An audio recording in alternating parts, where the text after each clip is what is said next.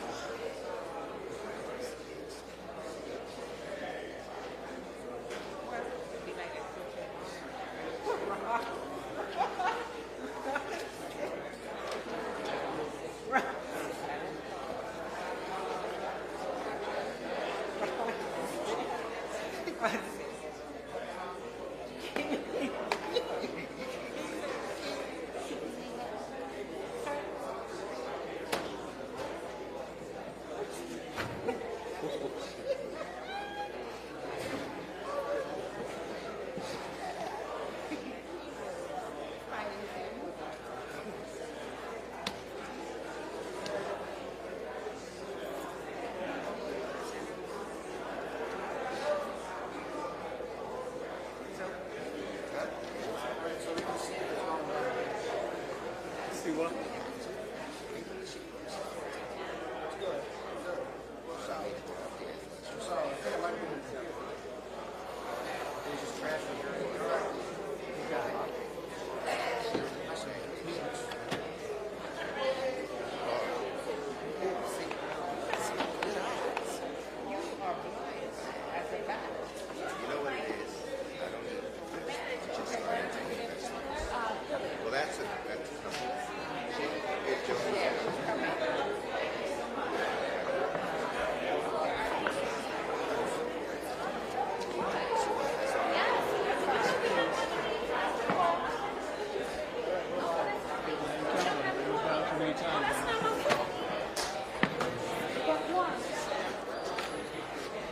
Well, it's sound as long as this here is plugged in. That's what we do. Remove Nancy.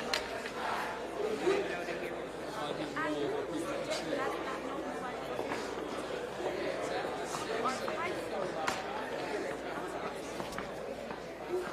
Oh, it's fine. We're streaming live on the internet.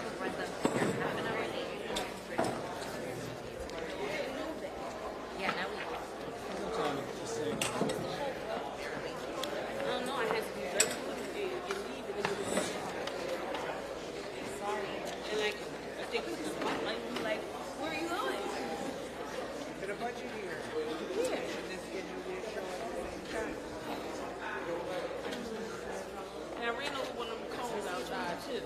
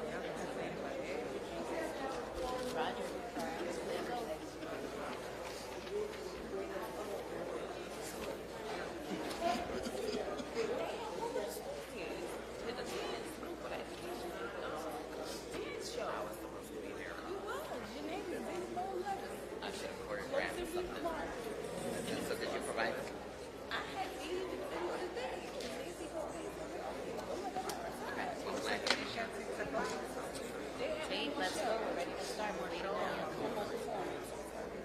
Sí. Okay.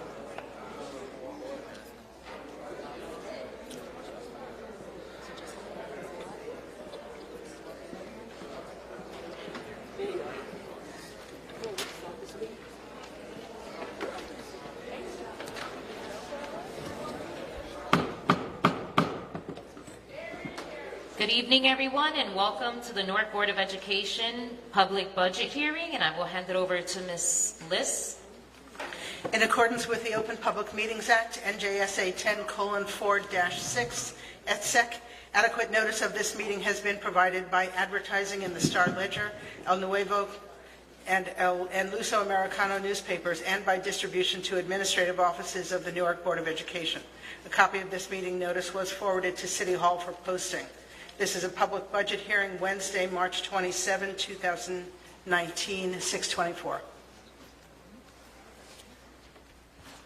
If we can all please stand for the flag salute.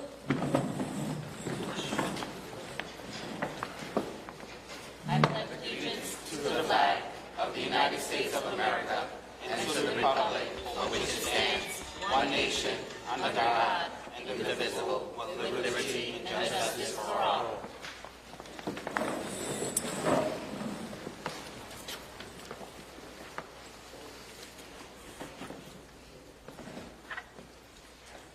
Mr. Bledsoe? Present. Ms. Gaddy? Ms. Gomez? Present. Ms. Haynes? Ms. Hill? Present. Ms. Norton? Ms. Owens? Mr. Padilla? Present. Ms. Garcia? Present.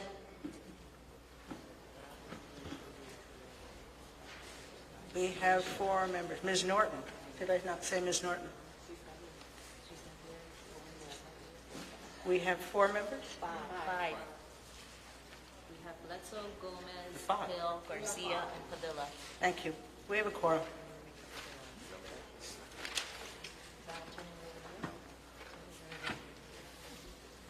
Superintendent Leon. Good evening. This is an extremely important meeting because unlike the last 20 plus years, the residents of the city of Newark have not been required to vote on this actual budget. So the 16th of April is an extremely important election day. Not only do we have 3 seats open on the school board, but the citizens of Newark will also be voting the actual budget question. And we are asking, as a result of this presentation, to have the citizens of Newark to vote yes on the budget. These are dollars and programs and services that our students have longed for, that they need, and we are hopeful that this presentation provides you with the assistance and guidance that is necessary. Madam President, if it serves the board, you may want to sit into the audience with the school business administrator as the PowerPoint presentation is overhead, and it'll be easier for you to see, although I know that you have the PowerPoint with you. All of the members in the audience also received the PowerPoint presentation. They were outside in the lobby area. I will be joining the members of the board in the audience after I actually get into the introductory part of the presentation.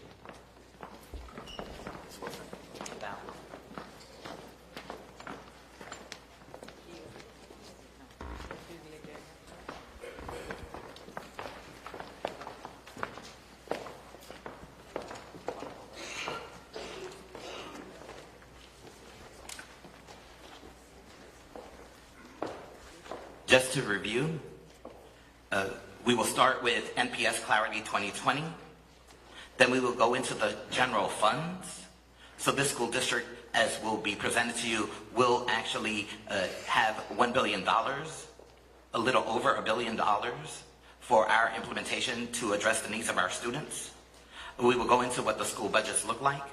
And then there are appendices that we won't go through, but it is the supportive documentation that we'll share and show everyone here and anyone who looks on the web all of the pieces of evidence that we utilized and needed to actually assist us in making this important decision.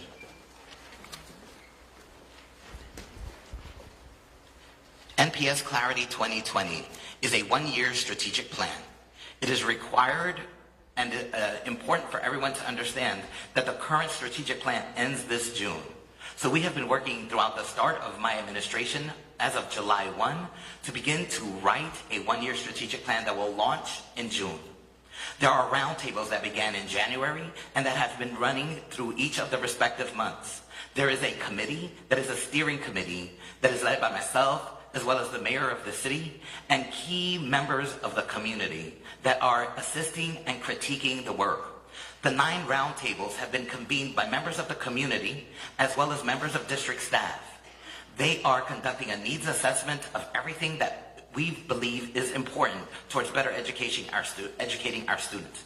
What I'm going to do in a couple of minutes is present to you some of the needs assessments that have been occurring since the start of July 1.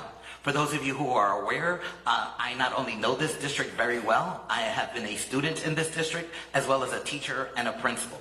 Some of these things are things that I knew happened in this district when I was a student. Some of these things are things that I know happened when I was in fact a teacher or a principal. Part of what we want to do is take advantage of the fact that I know not only this city, but I also know this organization. So what I would like for you to do when we go over the needs assessments, for you to begin to jot down anything that you think we may have overlooked or anything that you think is of importance that you would want to highlight. As we go through the presentation, there will be an amount of time where everyone and anyone that has any statement that they would like to make with regards to this budget, that the board will open up the floor and we will entertain any and all of your questions. I ask you that when I share the needs assessment, if in fact you thought of something, you don't want to share it at the microphone, when you exit out of the auditorium at the end of the presentation, we would want you to put that note in the hands of our deputy superintendent. His name is Dr. Fitzhugh. Dr. Fitzhugh, if you could stand for everyone. He will actually be at the exit doors and he will actually take any important notes that you think are important for us to in fact review. We would only ask you for your name and a way to contact you in case we need to actually follow up. The Clarity 2020 plan will result in the next decade.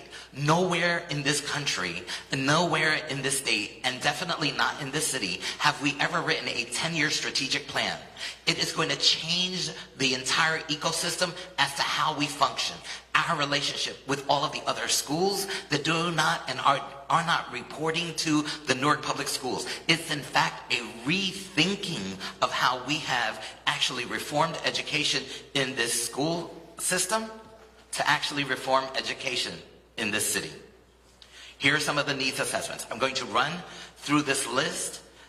It's important that if anything is unclear, you may want to ask that at the microphone, but here we go. Attendance last school year was 86%.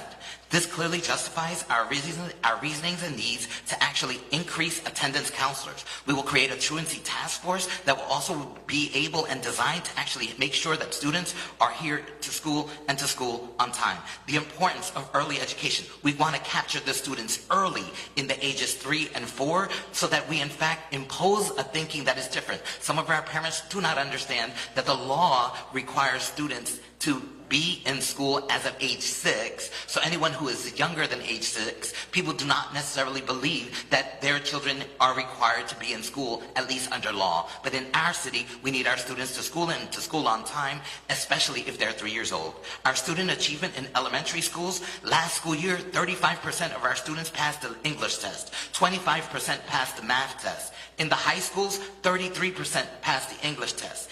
In the high schools, 15% of the students passed the math test. As a teacher of math in this school district, I know that our students are much smarter than what these results are indicating. So that means that we're doing something intrinsically wrong as it relates to the instructional programming for our schools. So what we will do, we'll do a new curriculum adoption. English will be an entire course from kindergarten all the way through grade 12. Mathematics, we have already revamped what we're doing in the high schools. It has yielded students not learning math, and so therefore we took all of the money that was going to a company that didn't accomplish a goal and putting it in meeting the needs of our students. Two important factors that we've learned: we've increased literacy and math instruction in the schools, but we did not do anything with science and social studies. And I must share with you that whatever we did in science wasn't enough. And the fact that we have social issues is clearly evident in the fact that we don't even have a social studies curriculum. curriculum focus. We need culturally responsive education. It is extremely important that not only what we're teaching, who's teaching it, and the textbooks that we have. It's important that we understand that in this school system, we don't teach civics. We don't teach about pride in the city of Newark. So civics curriculum, a curriculum on Newark, Amistad. Amistad is written in the legislation. But if you try to find it in any of our curriculum, it is absent. African and Latino studies, the only school in this city that actually taught a real African studies course was when I was principal at University High School. The only school in this city that actually taught a Latino studies course was University High School under my leadership. I assert that an African and Latino studies is forthcoming. High school transcripts audit. Our students are not getting the necessary required courses to actually be able to even graduate from high school. Getting a high school diploma is not our standard, but our students are not able to do that simply because they're not taking the required courses. The counseling that we need to provide for our students must be intensive and intentional. We do not have a guidance department like we had when I was a student. Currently, right now, in all of our high schools, we only have one administrator who supervises guidance counselors and actually has a supervisory degree. Alternative education. This went out the window in our city. We have students that we did not educate properly, and they walk our streets. We will get them back. Adult education. We have adults who actually want to learn, but we eliminated the entire department that created opportunities for adults to get their GEDs, whether it's in English or Spanish, to actually take courses that will help them get a job. We will reinstate that. Comprehensive high schools. This has been the city's Achilles heel. In the 40s and the 50s, Wigwag High School was the highest performing high school in the country. It is scary that people are scared for us to actually try to do that once again. And that's without gentrification this time. The academies that we will have in our comprehensive high schools will flip the history and put it in the past. Gifted and talented. I know my students are brilliant. We used to have a gifted and talented department. It doesn't exist today. We will have it again. Enrollment. Since my start, since July 1, enrollment has increased in the Newark schools. Enrollment for the last 7 years has been decreasing. Since the start of July 1, we have had approximately 1,000 students in our schools. We need programs that provide pathways to college. If you know of any, when we put that RFP, people need to begin to apply. There are people in this room that have expertise in areas that are problems that you can assist us with. When those RFPs come up because of social service needs, because of mental health issues, I need for you to apply. Internships. When I was a principal in the district, if you were in college and you were a student of ours, you could come actually work in the school system, and we actually paid you as long as you were in college. When I was assistant superintendent of the high schools, there was a program that if you were a high school student, you could actually take an internship while you were in high school in our school system, and you would get paid for it. We will reinstitute those as well. Bilingual education. Oh my goodness, this has several problems. In particular, and the most important one, when I did the audit, when I did the budget reviews of every single one of the high schools, there's major staffing problems in this area. I must share with you that that's not the only problem, but it's a major problem. Special education. There are 4 areas we will focus on differently here. Staffing is the most important. There are a couple of high schools that this year do not have the staff necessary to educate the children that are in the school. Programming. What we're offering cannot be what we offered 20 years ago. Training. Well, if we did training 20 years ago, it would not help you today. But I must share with you that what teachers need today, what administrators need today, what teacher aides need today, what paraprofessionals need today, are not being offered to them today. That will change in our tomorrows. Advocacy. We have so many people who care about students that have an IEP. It's about time that the district is one of those advocates. Professional staff development. Whenever we say that we need to provide professional staff development to our staff, we only think about helping the principal, helping the teachers. Well, guess what? Our principals need help. Our teachers need help. Our vice principals need help. But guess what? Our secretaries need help. Our custodial workers need help. Our security staff needs help. Our food service workers need help. Everyone in our organization needs assistance. We all have to be better. So the professional development opportunities that we'll be providing our staff will be for everyone in the organization. Whether you're instructional or non-instructional. Whether you get paid every second Friday, or if you're a per diem in our city. institutes. We will identify who are of our very, very best, and we will assign them to institutes during the course of the year to actually become better. We will have classes and training sessions for those who are in the organization who have lost their way. And those who are too lost,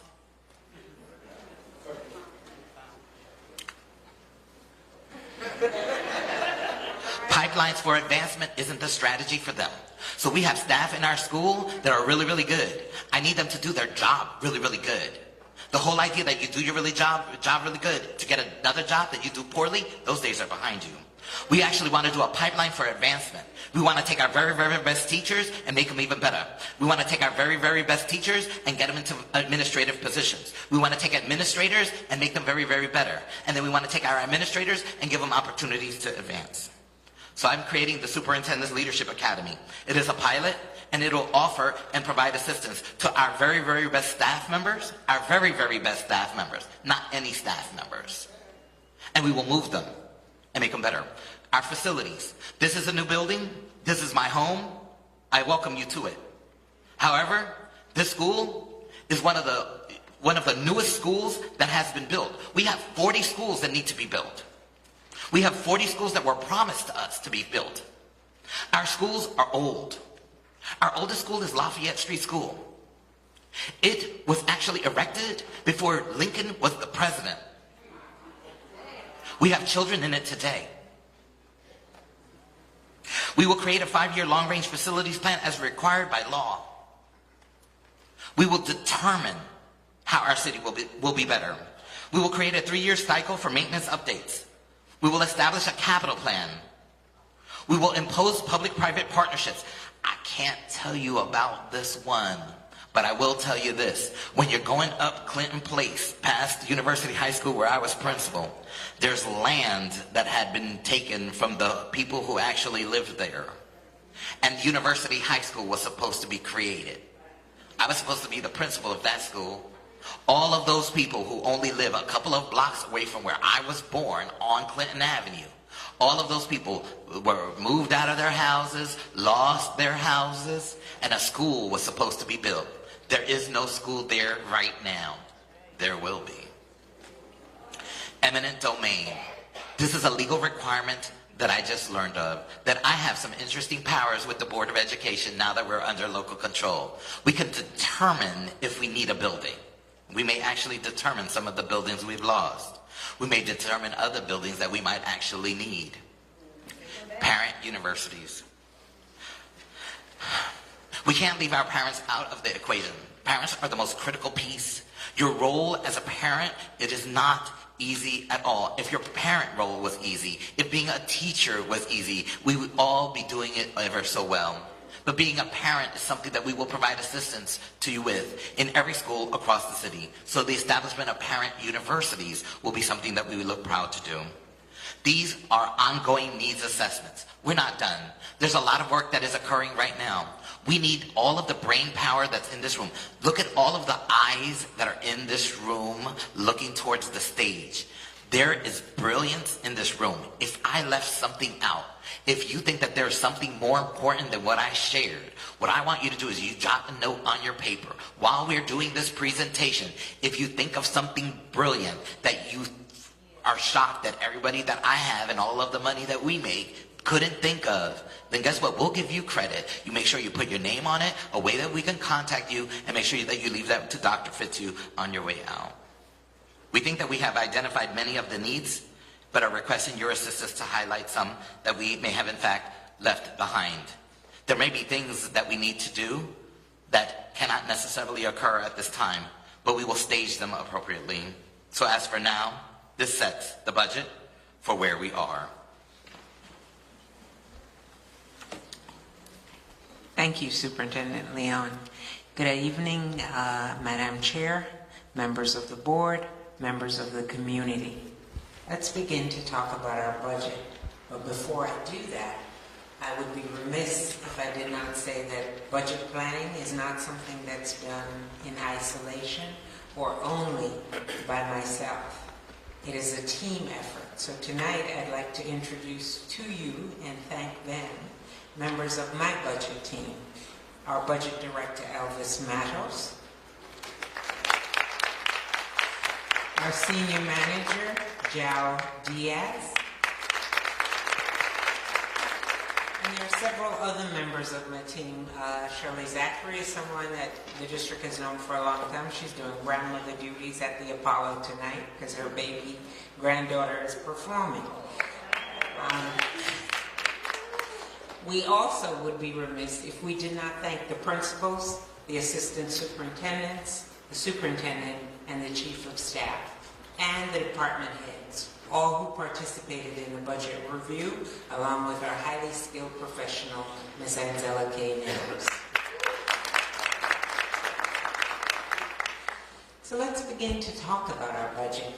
And what we've prepared for you is a chart that provides you with a comparison from fiscal year 18-19, which is the current school year, and an analysis and comparison of fiscal year 19-20. The district's aid or revenue is made up of two major categories. It's made up of state aid and local tax levy. There are a couple of other things that we'll talk about, but let's talk about our state aid. Last year, for the 18-19 school year, we received $37.5 million in state aid to help us move towards being fully funded. This year, we received $24.8 million. That is 12.7 less than we received for 18-19, but it is an increase in our budget, which brings us to a budget of $812.4 million. $812.4 million. Our tax levy for the 18-19 school year was $132.9 million. For the 19-20, it will be $135.5. This number is $2.7 million more than the 18-19 number. Now I want everybody, when you vote on the budget on the 16th, the number you will see in the space that asks you to vote for the budget is the 135.6. We are not raising 135.6. We are in fact raising a difference of 2.7. And later on, I will tell you how that impacts individual taxpayers. It is actually pennies a day. We also have some other general fund, because this evening we're talking predominantly about our general fund budget. Some other general fund numbers. You will see a difference of 2.8, which is as a result of sales of buildings and timing of when revenue comes in. What is also extremely important is that the district, through sound fiscal management, discipline, and the ability to really manage our funds appropriately, was able for the 18-19 school year to appropriate $26.8 million in fund balance. That is $26.8 million that helped to offset any increases, salary increases, increases in benefits, any other operating increased expenses that we incur. This year, not only did we appropriate the for 19-20, not only did we appropriate the 26.8, we appropriated an additional $31.1 million. So to start our budget, we actually put down on the table as a deposit $57.3 million of our money. That brings our budget from $959.6 million to $1,015,500,000.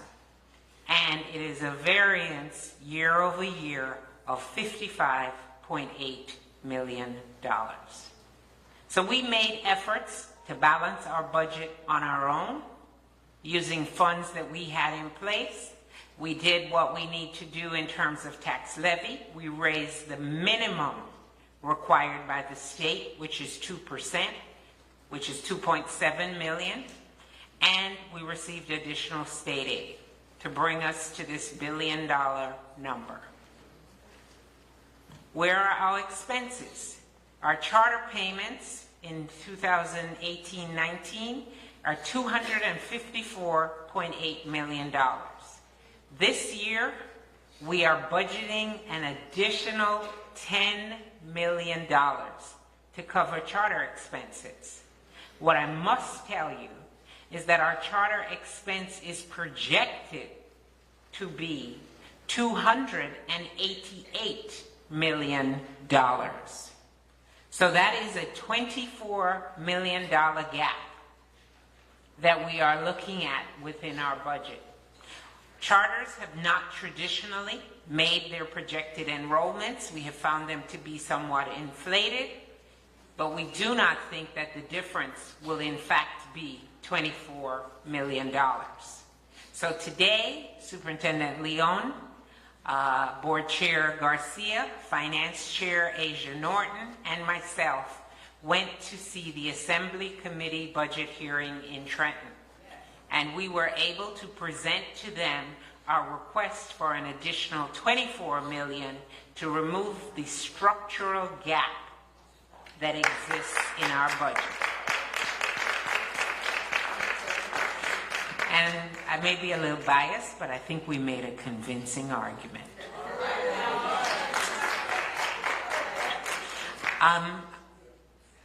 Our central office budget will be approximately $38.9 million. You will see a reduction. It's going down to $36.7, a reduction of $2.3 million. That is, part of that is actually our ability to decrease the EWPS pool. Superintendent Leon promised that there would no longer be an EWPS pool, and there will not be that pool anymore.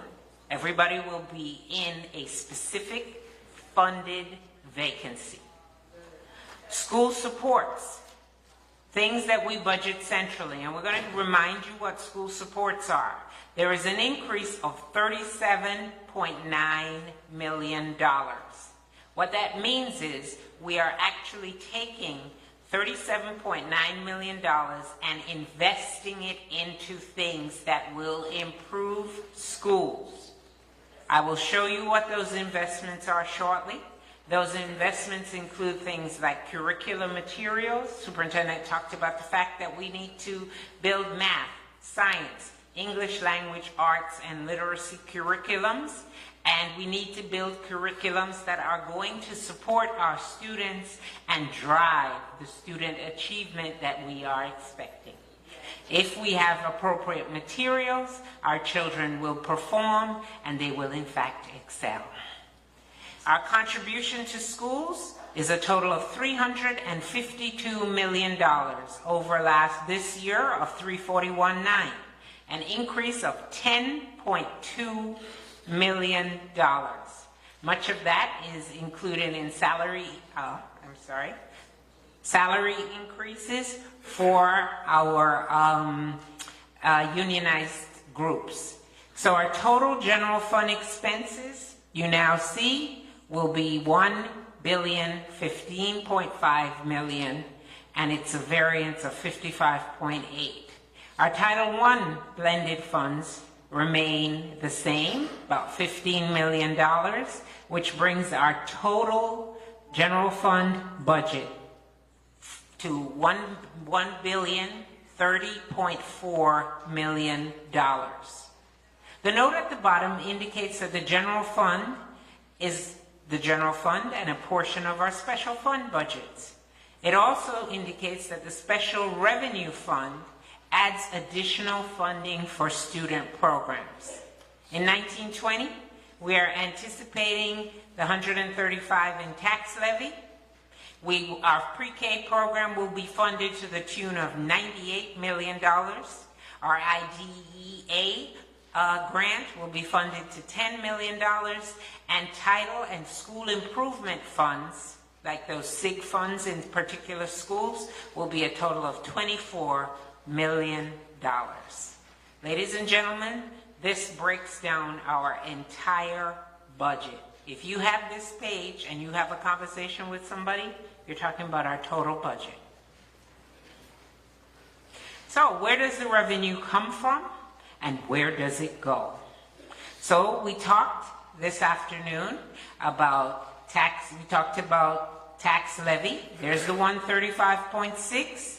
We talked about the state aid, which is 812.4 to add. And we have a little bit, see that dark green box at the top? A small amount of other revenue. And that's made up of a number of different things. If we get some money in that may have been owed to us and we weren't expecting it, it comes in a different year, it shows as new revenue.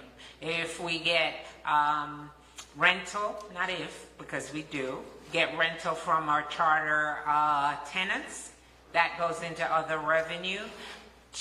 Revenue from cell phone towers, all of those things go into the other revenue box. How is it spent? $417 million is spent on salaries. Salaries at schools, salaries at central office. Another $133.1 million is spent on benefits. Benefits include not just medical benefits, they include pension, they include FICA, they include dental, vision, I'm missing one, prescription. Then we have non-salary. I can't see that number quite clear. I think it's 155. 0.9, thank you. That is, non-salary is everything that we do both in schools and central offices that has to do outside of salary, outside of benefits. So if we buy a pencil, if we buy paper, if we buy services, those are all considered in the non-salary category. The 44.3 that's in blue is in fact the out-of-district tuition that is paid for students. These are predominantly students who are special needs and are placed at programs outside of the district. We have a healthy special needs program led by Assistant Executive Director Carolyn Granado and her team. And that program provides a number of pieces for our students in district. We transport almost 4,000 kids on a daily basis, the majority of them being in district. But that out-of-district tuition is in fact $44.3 million. Charter aid, large purple box at the top. We are budgeting $264.8. Remember, it is in fact projected to be $288 million. If you add preschool to that, I think it's about $293 million, if I remember accurately. So, how much of it directly supports schools? So if we look at the orange bar, we see that 714 million of that $1,015,000,000, right? So 714 plus 264 for charters, we're almost at the billion, goes to schools and student support. Central administration is in fact a little bit more, I think, than 8% of our expenses. So the large chunk goes to schools in various formats. And when we say student services and student support, we're talking about custodians, we're talking about food service workers, we're talking about teachers, we're talking about principals, we're talking about all of what is required to run a school. And we wanted to break it down even further for you. This is another slide that you can use as a reference slide. 352, thank you, 62 is actually money to allocate to schools and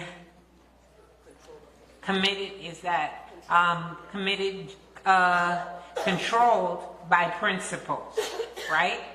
And then you have centralized student school support that is funded out of the central office but I have one, but I just haven't turned to it. Thanks.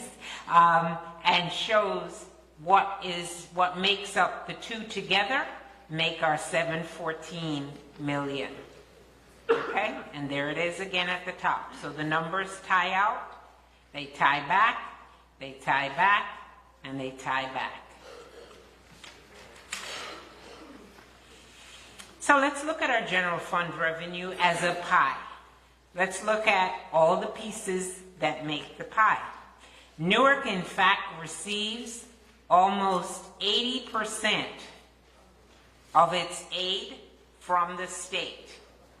It consists of a number of pieces of aid. And you'll hear them talk about equalization aid, categorical special ed aid, categorical security aid, transportation aid.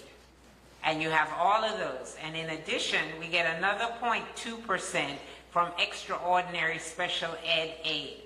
That is for students who are special education classified and whose costs exceed $40,000 a year, whether they are in district or out of district.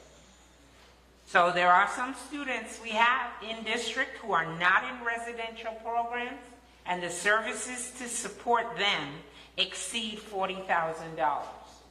They may have a clinical component to their program. They may have a counseling component. You know, they have all of those things going on. Our local tax levy is 13.2% of the pie. We've done aggressive budget management, and we're able to carry over, in fact, a 5.6% of the budget, resulting in a $57 million investment of fund balance before we ask anybody for any help.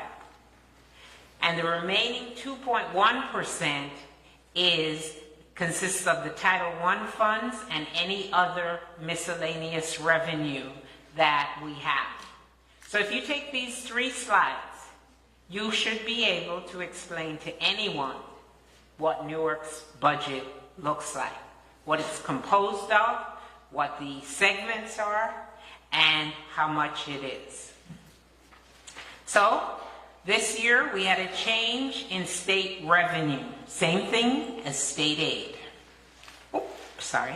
We talked about various components. I talked about the equalization aid, I talked about the special ed aid, I talked about the security aid, and I talked about adjustment aid. Please look at the number for categorical transportation aid. It is $8.5 million. It is unchanged from 1819. The cost of our transportation for students, including bus tickets, including transportation for special ed, including charters also get bus tickets, etc., is somewhere in the neighborhood of $34 million a year. We get 8.5 in aid. So our total state aid was 24.8 for 1920. A number of you have heard conversations about whether Newark is at adequacy. And adequacy is a formula designed by the state to determine what the state's contribution should be to a district and what the local municipality or city's contribution should be to a district.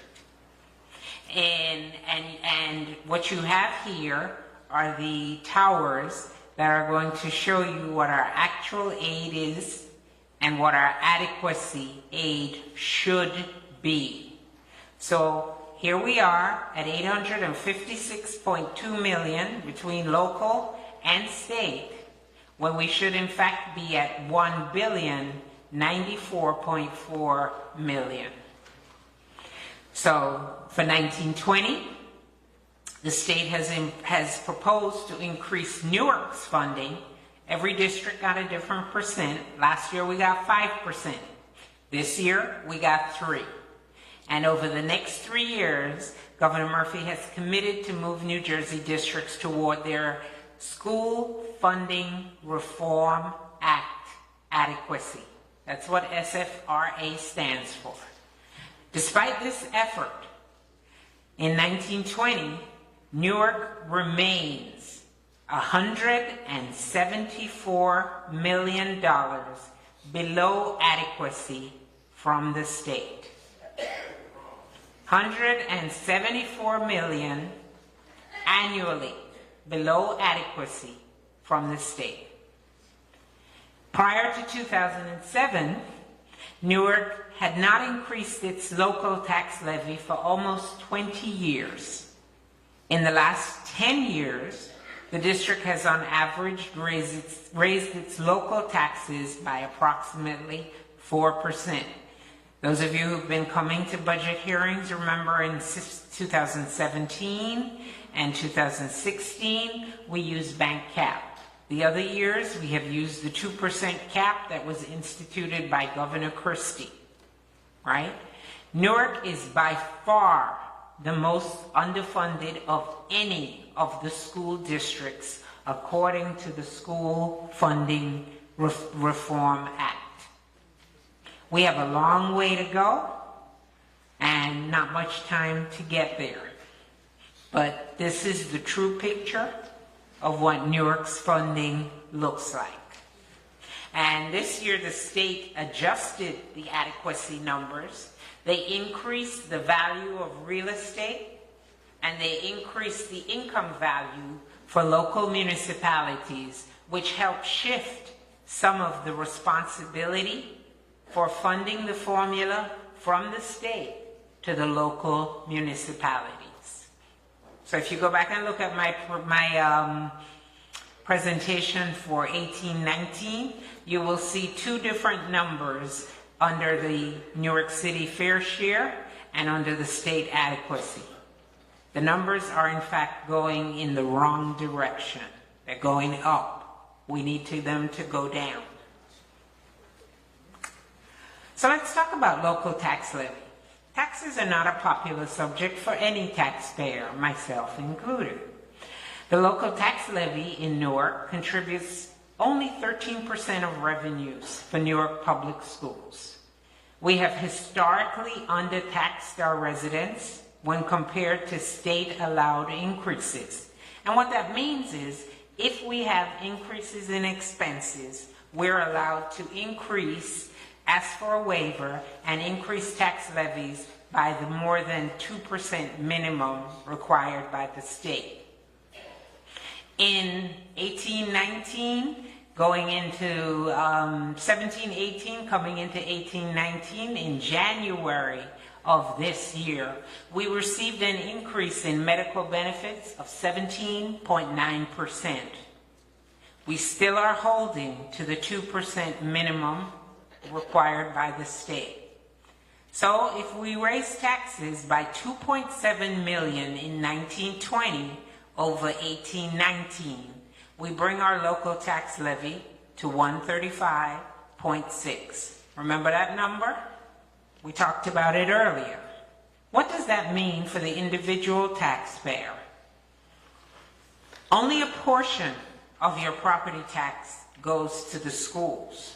The levy that we are assessing, that $2.7 million, will actually, for a home that is valued at $175,000, will increase the tax levy by $38 for the year. 38 divided by 12 is $3 a month. Divided by 30 days in a month is a penny a day. Vote yes on the budget. What are our key guiding principles? We wanted to ensure that in budgeting we kept schools stable while adjusting for programmatic changes. You see that we invested almost $39 million in schools, and we're going to talk about that in a minute. We wanted to ensure that equity was across all schools by ensuring that dollars follow students. So we allocated our resources based to individual students based on need that was defined by grade level and unique programs at schools. We allocated funding to schools based on a per pupil formula that allows equity across the district in school budgets. We are the only district in New Jersey that allocates our funding that way. We made sure that we kept bilingual programs, staffing, and curriculum in place. We invested in special ed programs, IEP requirements, and unique programs at schools. All of those went into how we calculated our weighted student formula, which determined allocations to individual schools. Transparency. We made sure that transparency in school allocations was available. The methodology used to calculate per pupil was clear and is based on the cost to educate a student in Newark Public Schools. If you look at our appendix later on, as you review this packet, you will see the weighted student formula. You will see the values associated with the different types of students. You can follow it. We've even put in there a sample school for you so you can go through it. Myself and members of my staff will be happy to walk you through it should you have questions in the future. School allocations were determined based on enrollment projections. Our projections were modeled using actual enrollment, and we adjusted for programmatic changes in schools across the district. And the superintendent's going to talk a little bit about that when he comes back up. We did a weighted student formula. That model was rebuilt to determine per pupil amounts. We looked at current and historical school spending levels.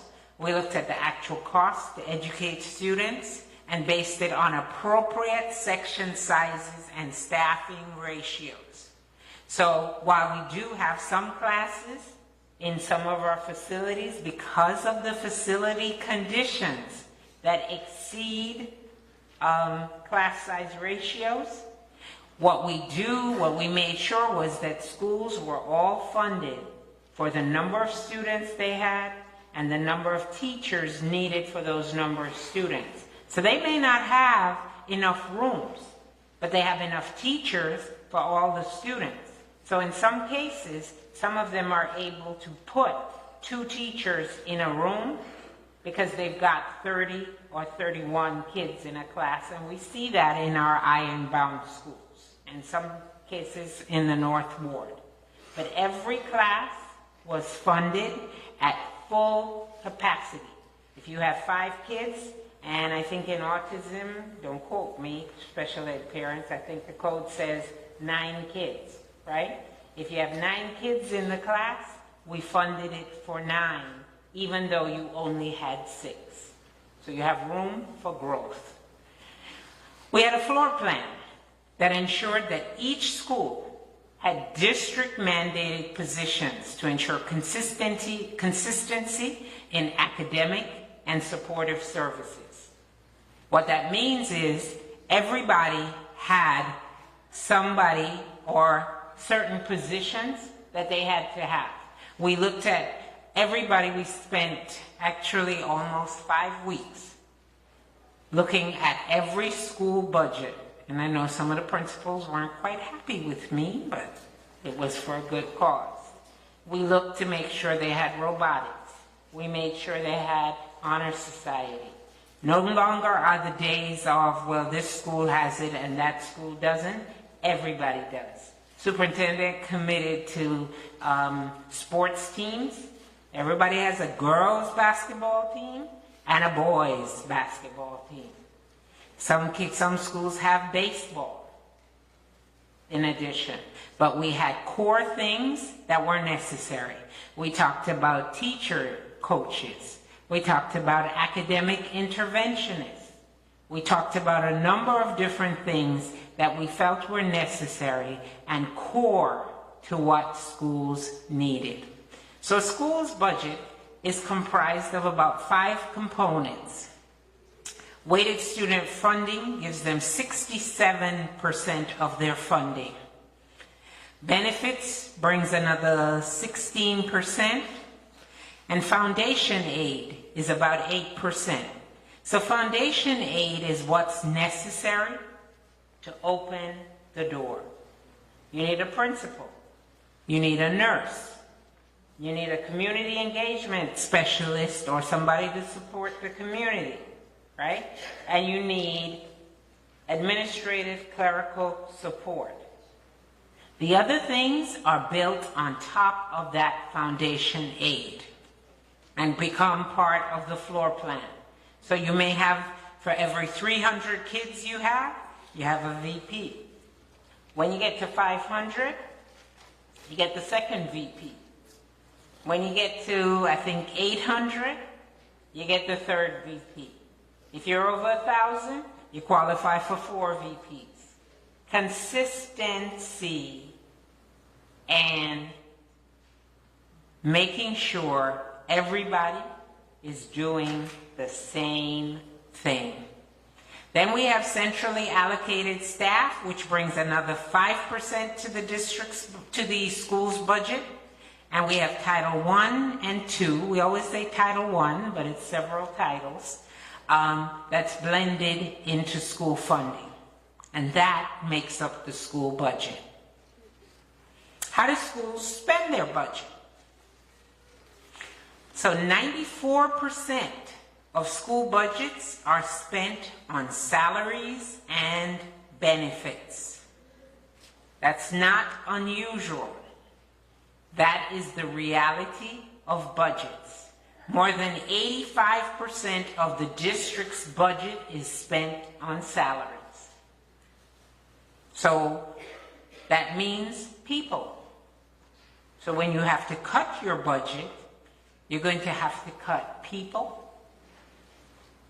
before you probably end up cutting programs. Because there's nowhere else to go. So in our 18-19 budget, we had 2,600 FTEs. An FTE is a full-time equivalent. Just means one person. We had 2,610 of those. We are investing 107 new teacher positions. We are increasing our aides by 10. We have we've increased administration by 3. We are opening Newark Vocational as a school this year. I can't remember the other one. I got that one. And I think there's one other school. That's it. But that's the 3 administration. School support, we reduced by 28. There are some positions, and the superintendent has talked about legal matters that the district has to address with regards to a number of positions. So there will be 28 school support type positions that will be cut. Doesn't mean people are going on the street. Doesn't mean that we're making a layoff of people. It's just a cut of school support. They may find jobs as other types of positions within the district. Okay? Public participation will occur shortly. Investments in schools were increased by 11%. Remember that 39.2 that I talked about earlier? Here is 38.1 of that. 92 new positions, 2.5% increase in salary, positions at the elementary, bilingual, special ed, specialty teachers. Curriculum adoptions. We need to adopt curriculum materials in all of the core subjects and social studies. $10 million is not going to do it. But that is what we have. So we will have to phase our curricular adoptions, because remember, we got 12.7 million less than we got this year. That's how we balanced. Children's Literacy Initiative, popular program at the schools addressing literacy in grades K through 3. 2.9 million will be invested from the general fund, Additional monies will be invested from Title I. District announced that it wanted to move to a one-to-one initiative over the next 3 years across all of our 67 schools. Some of our schools have Chromebooks that are now becoming outdated. We will have to do replacement, and we will have to buy additional. That 1.6 million was at a little bit over, I think, 2, almost 3 million when we started. Because we are short on monies, we had to reduce it to 1.6, but we're keeping it and we're committing. Opening of Newark Vocational. That school will require extensive asbestos abatement. Those of you who have passed by recently have seen the massive windows project being done by the SDA. We are trying to encourage them to continue the work if we are to provide that as a true vocational high school for approximately 250 ninth graders in the fall for printing, hospitality, and culinary. There are electrical and plumbing requirements, which means you open the wall, and when you open the wall, you abate asbestos or remediate. Environmental repairs. You will remember that the city has bonded for us and has notes to the tune of $30 million, which will be coming due this June. And we are anticipating doing projects in various schools. When we do those projects, we need to pay for asbestos abatement or environmental remediation. We are also looking to open in the 2021 school year, possibly Newton, Harold Wilson, and a couple, probably one more option. And we've put $5 million in to help us with the restoration and reopening of those buildings. There is our investment, additional investment year over year between 1819 and 1920. Not a reduction, an increase. Central office adjustments. We anticipate that we will have another every January health insurance increases. On an average, it is somewhere between 12%. We anticipate that we will have an annual net increase of some $9.2 million. We anticipate that due to projected enrollment, we have budgeted for $10 million in our budget. Once again, we know that there is a structural gap of 24 mil. Charters is going to be how much? What's my total charter expense? I've said it twice tonight. $288 million.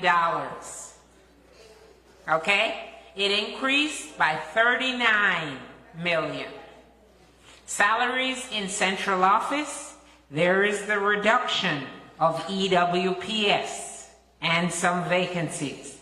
Professional services, if we are to go for a capital plan to fix our buildings, we need to look at what the systems in our buildings look like, which requires engineering and architectural analysis.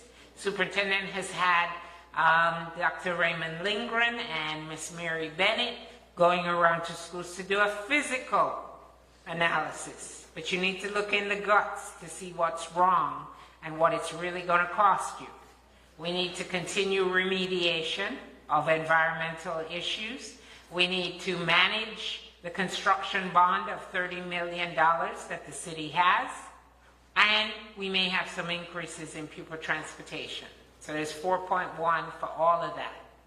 Bank Street, which is 765, our new home, we will be expanding our lease there to the upper floors. They have to be expanded if we're going to move people out of schools to open schools. If I'm going to move facilities out of Harold Wilson so I can use it as a school and security, I have to, excuse me, thank you, I will have to expand our lease. E-rate will allow us $1.6 million that we budget And this is really important. We only pay 15% of that cost. And we pay it because we have almost 85% of our lunch applications returned. If we had 100% of our lunch applications returned, we would pay even less. But for E-rate, we have to budget it. So when I come around in July and begin to talk about lunch applications, we will remember why they are important. Non-salary, we've reduced funding for one-time items that were in the 18-19 budget. So we've got $17.7 million from central office, bringing us to the grand total of 55.8, the variance you will find on the funding analysis and summary on the first page of my presentation. Numbers tie out. Superintendent Leon is going to speak to us about district organization and what we have to look forward to for the future, pending availability of funds. So what we don't do is we don't say, this is the budget, what are we going to do with it? We go, this is the need, we assess it, we share it, and then we take the dollars and we say, these dollars must meet to help us address those needs. That's how it works. That's the work that we will do and continue to do with principals as we develop the budget for the following year and in all of the years to come. So there are 3 district organization items that I would like to share. The first speaks about the county district school code. This is in fact a system that exists in our state. When you change the name of a school, you just can't change the name of the school. You actually have to legally change the name of a school. You can't say the school's named this one year and then that another year. Also, you can't say that there's one grade in a school this year and then next year you don't have that grade. And then the next year you have that grade. And then the next year you don't have that grade. Because that then makes people in this city actually think that there's something wrong with them. Because they don't seem to understand why the school system, who's supposed to be an educated organization, changes things like that.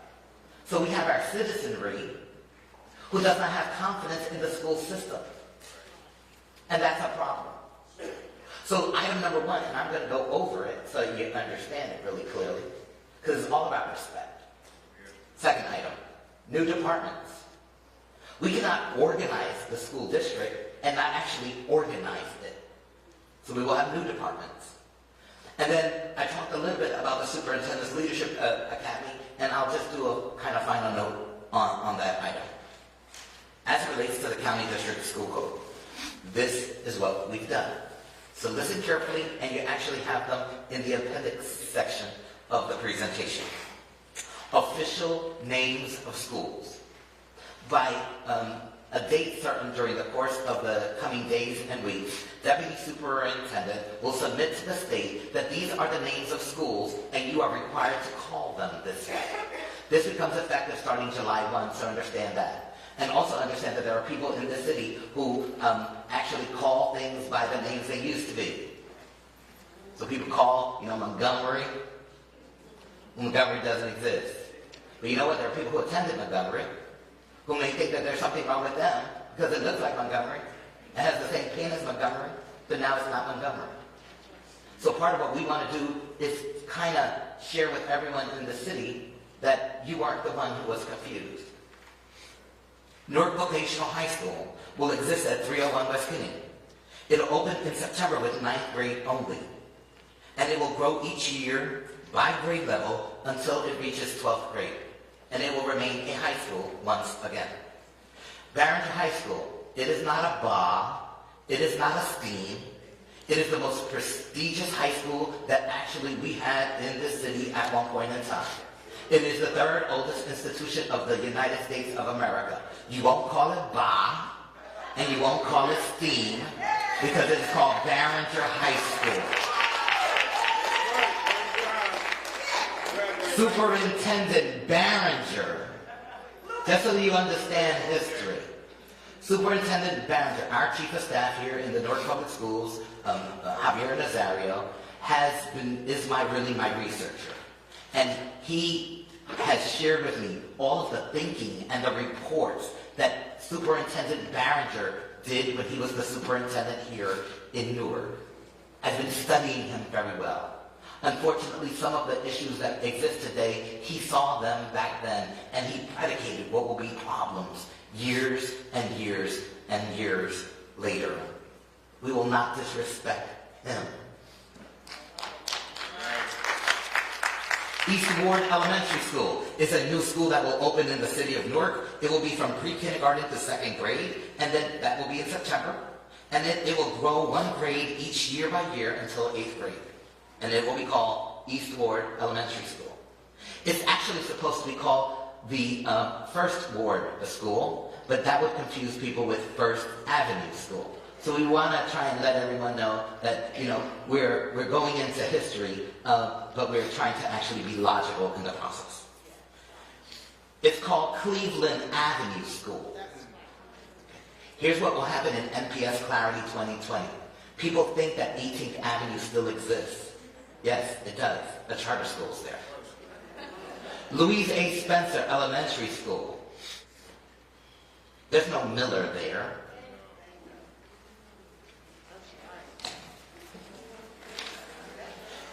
Here's the scariest one of them all. I'll do this one last. Avon Avenue School. Yes, it's made by bricks. Peshine Avenue School. Yes. Peshine Avenue School. We're not perfect, and we can have a whole lot of people help us, but you're not going to help us by making us not think that the building is the building when it's the building. Right. We know we're in Newark, but you're going to have to do a whole lot better than that. Quitman Street School. Everyone talks about community school this, community school that. Well, our community needs actually somebody to actually lead the school district, and we will actually see what community schools really are all about. But we won't call Quitman Community Street School and then not have a community school at Quitman on that street. It is called Quitman Street School. Speedway Avenue School may have academies in it, but it's called Speedway Avenue School. 13th Avenue School. That's the name. 13th Avenue School. Now I know that some people in the audience are probably saying, what's going on here? That's what we've been saying. Here's the scariest one of them all. And a lot of people in this room do not understand this. So if you don't do a CDS, the school does not exist. So watch this. Unbeknownst to a whole lot of people, we took Early College High School. It was living on the 3rd floor of Louise A. Spencer. And we moved it to the Westside High School building. I said not Westside High School. I said we moved it to the Westside High School building. Then we took Newark Vocational. And we took the students from Newark Vocational and we moved them to the Westside High School building. In the process, we had Newark Early College High School and Newark Vocational on what they called Westside High School campus.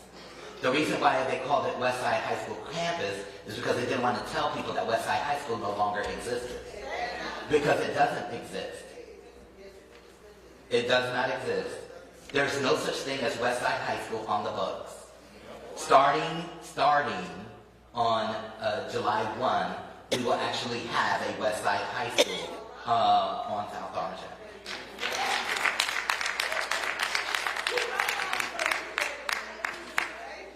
Category number 2, schools with grade configuration changes. So remember, if you change the name, you got to do it officially. Everything that I just said, people changed names, added words, took off words. I went to Hawkins Street School. You can't call it anything else except Hawkins Street School. Grade changes. Whenever you change a grade in a school, you actually have to also follow this process. So here we go. Elliott Street School. It goes up to 7th grade. Well, next year it will go up to 8th grade and graduate for the first time ever in the history of Newark, 8th graders. Franklin School currently goes up to 4th grade. If you're as old as me, well, you know that the school actually went to 6th grade at one point in time. Well, guess what? In September, we will open up the school to 5th grade. Roberto Clemente School also used to go to 6th grade. Currently, it's only in 4th grade. In September, it'll go up to 5th grade once again. So watch this. The parents who were in 4th grade, I met with all of them, those who attended the meeting that I had at Franklin and at Clemente, and I shared with them that they had applied through the process called Newark Enrolls. And they may have applied to a whole other school, but they weren't aware of what we now know.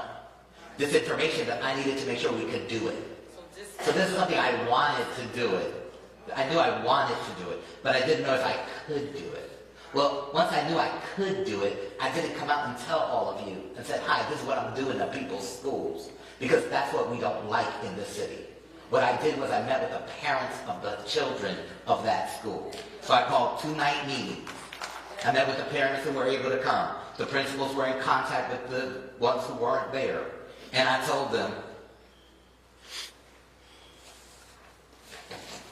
if you would like to remove your child's name from the Newark Enrolls system because you want your child to continue in the same school that they've been in since kindergarten, please sign your name. And what we've done is we've removed them from the Newark Enrolls process and have allowed them to stay in the school of their choice.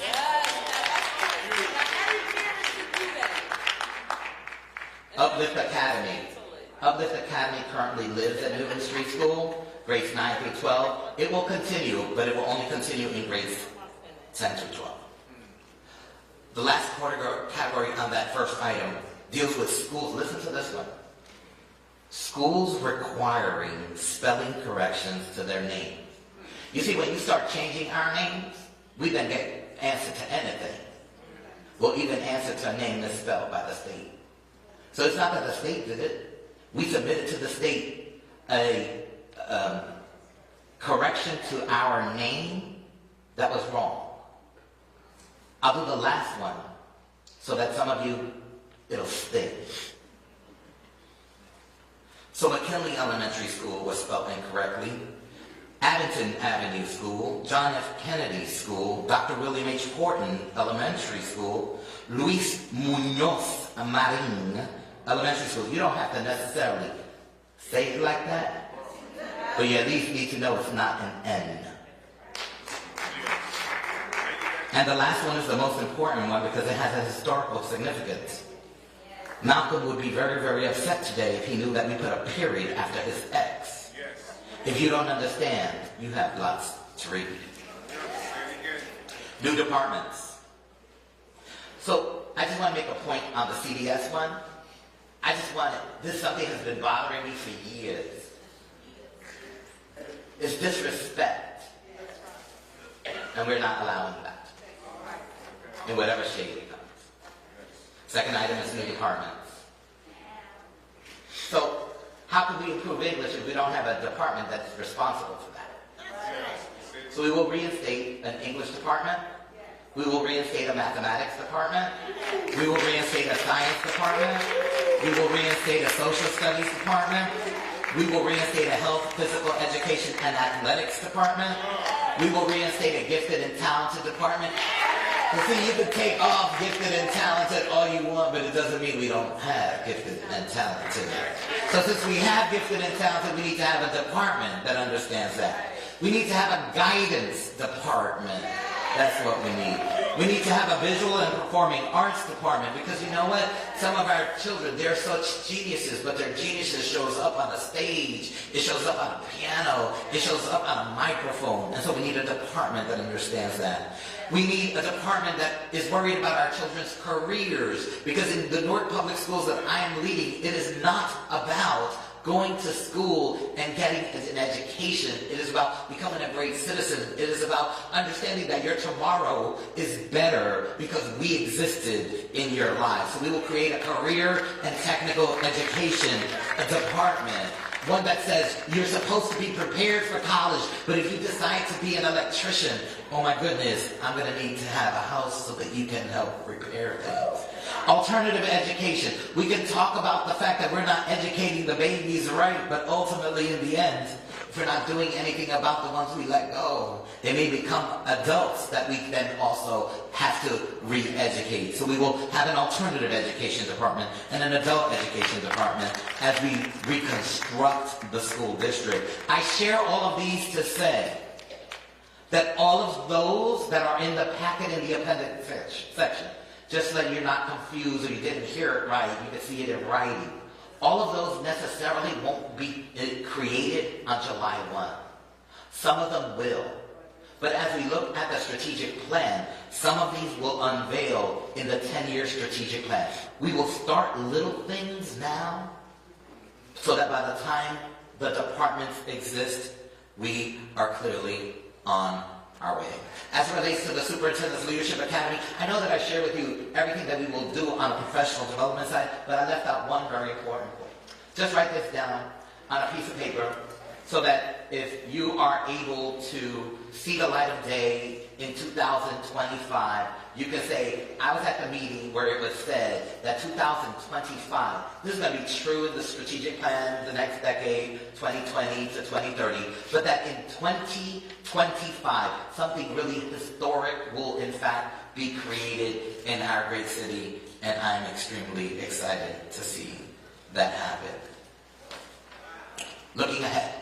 So while the school business administrator will go through where we are with the needs assessments and the impact of years to come, I just wanted to briefly share with you these 5 legal matters. So imagine, little boy from Newark, those of you who already know the story, raised by my single mom, on welfare, $350 welfare check a month, and then I get $1 billion organization. Oh, I'm good now. I'm good now. Okay? But guess what? I was handed 5 legal matters that occurred years ago. And on the first August meeting of the board, I shared with the board that there are 5 legal matters that are before this district. And I began to share in the public, hey, these are the 5 legal matters. The Mastriani decision. The violation began in 2012. There's a court order by a judge in 2017. There are directions that the district received at that point in time, and even an appeal on our part.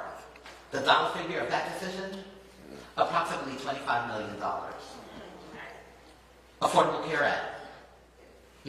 While people say, President Obama has been and is responsible for this act, there are a lot of people that would have liked for it to have gone away.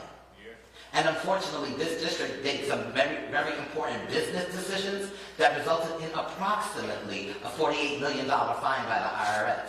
It began in 2015, and then again in 2016, and again in 2017. The Office of Civil Rights has a complaint that has been filed on special education. That violation occurred in 2015. The Department of Justice has an investigation on bilingual education, poorly servicing children with IEPs, and then poorly serving children who have parents who do not speak English. Both of those violations have dollar figures that I don't even know how much it's going to cost us. The last one is the Civil Service Commission. 2014, layoffs. 2015, layoffs. 2016, layoffs. You can lay off people, but if they complain, they actually might win. And ultimately, that decision will plague us for perhaps years to come. We don't necessarily know the dollar figures of all of those. We don't necessarily know how that's going to impact us negatively. All I know that right now, if you add $25 million and $48 potential million, that's giving you a sense of about the number of dollars that we're going to need to find. That has nothing to do with the presentation with regards to this budget. It was the gift that I was given. But I'll tell you this. While we're conducting a needs assessment that the school business administrator will kind of go through, there's one thing that they didn't bank on. I'm from Newark.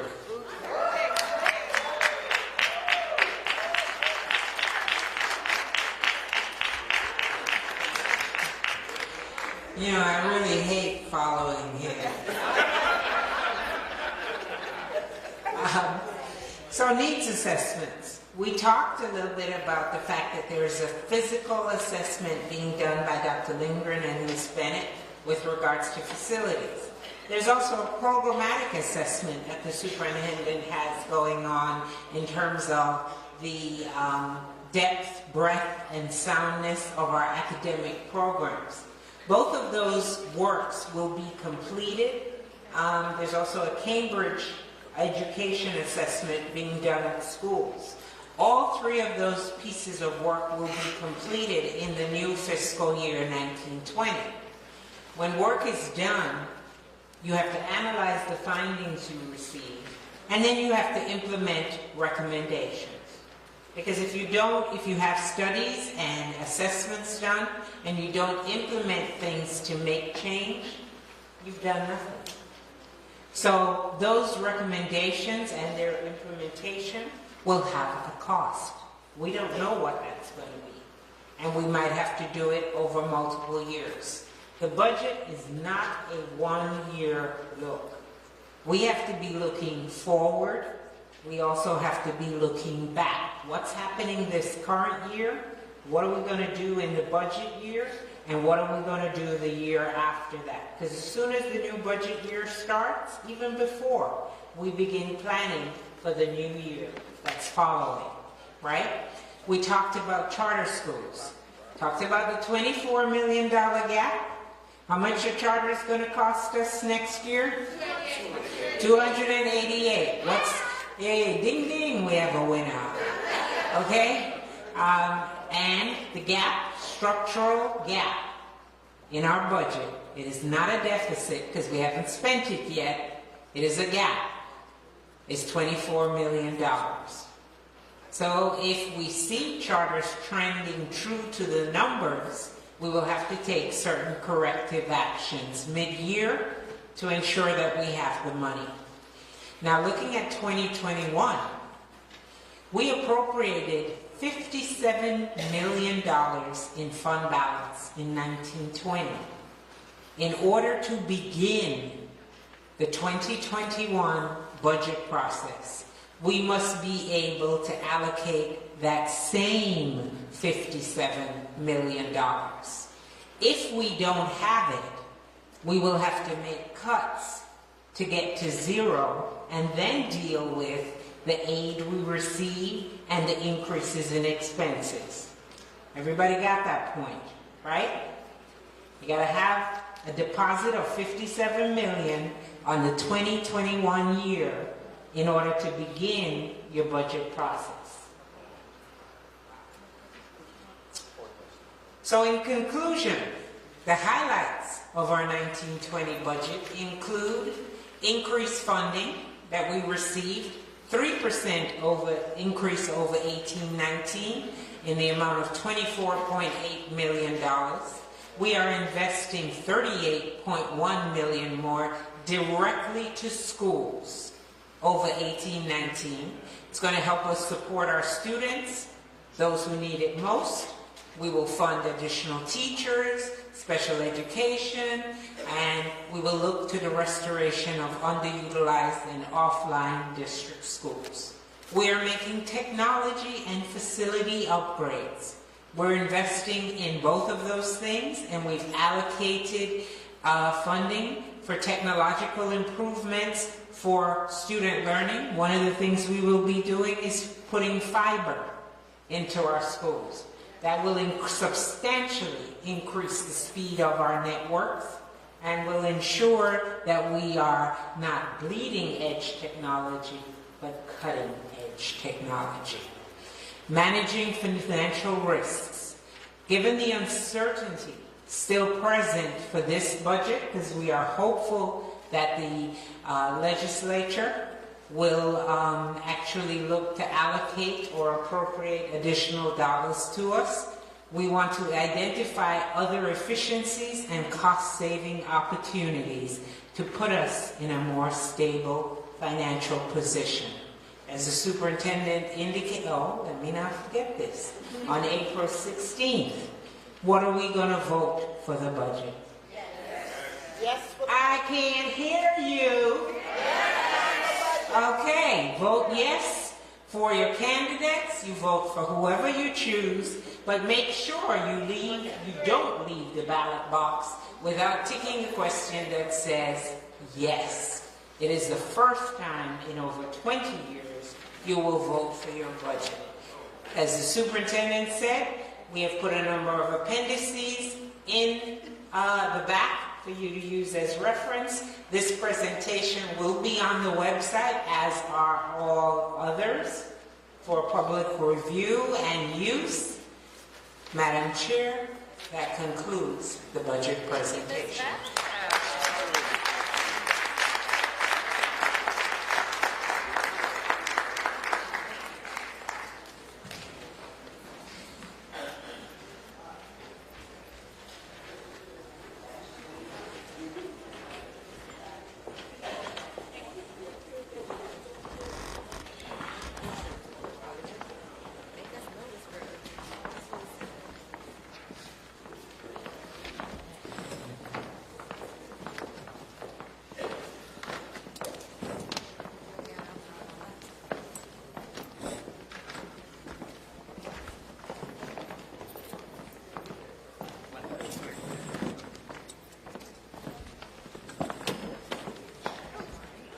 Madam Chair, we will now open for board questions.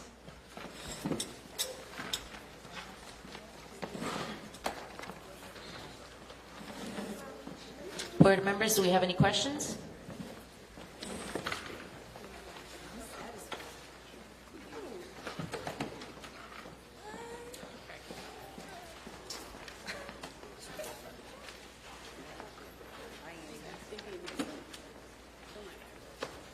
Val, I have a question on page 16, Central Office Adjustment, Professional Services. If you can just give us a short breakdown.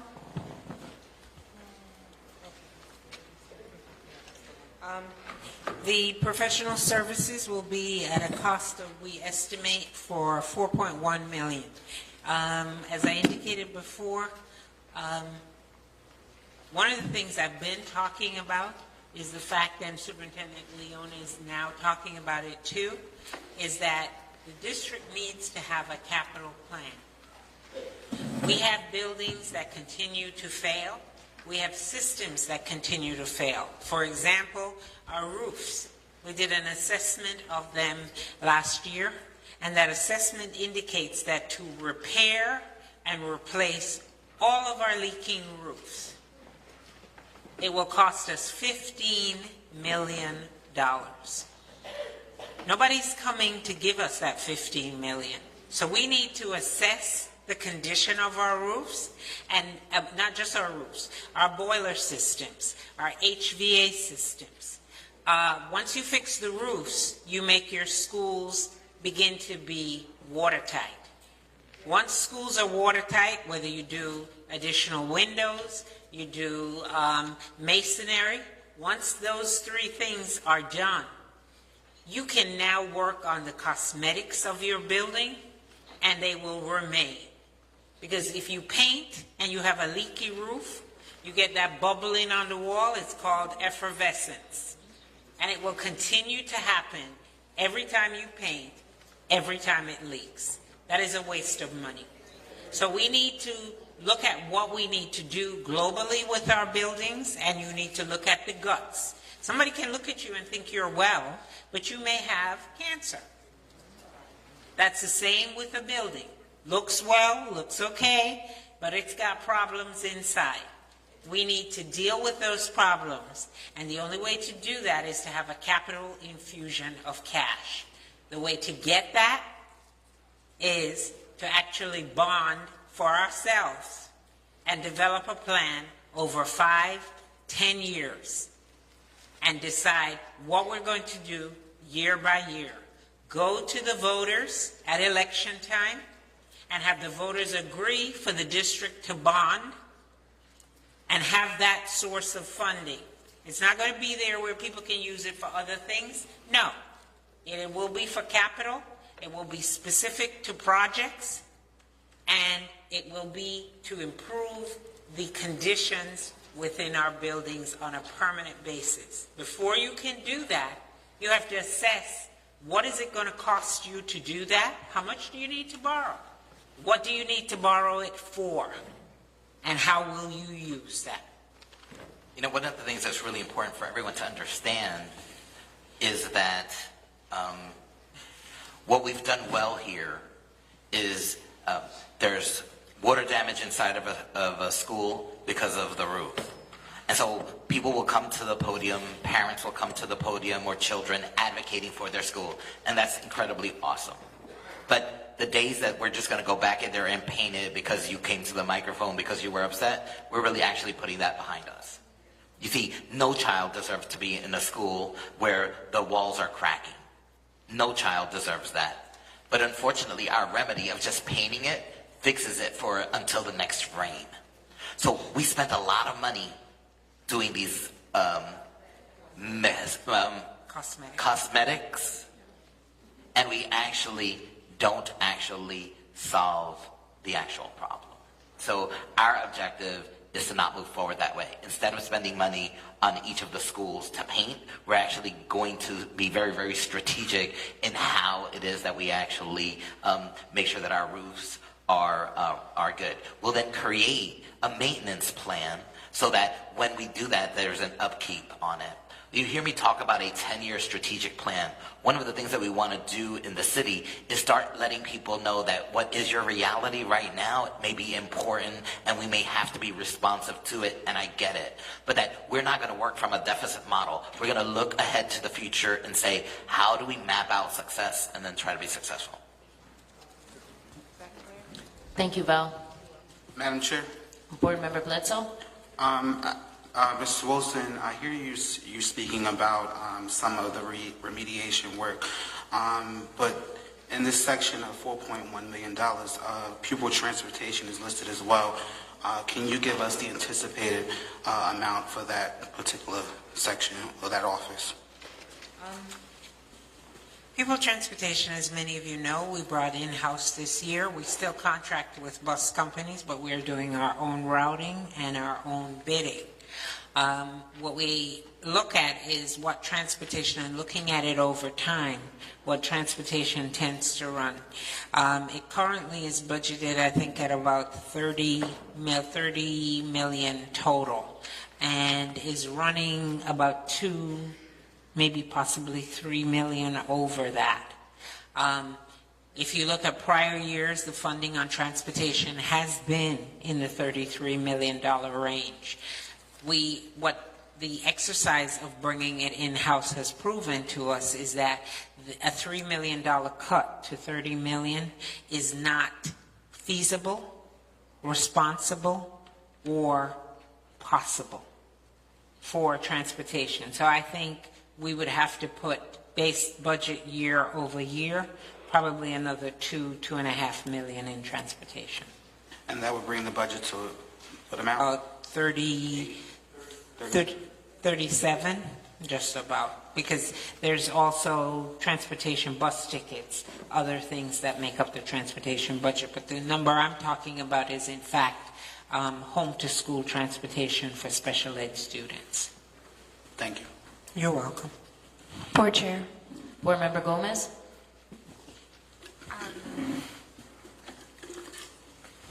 Ms. Wilson, you kept saying 288. Where is that number for the charter payment? What page, Board Member Gomez? She's looking at page 5. 4.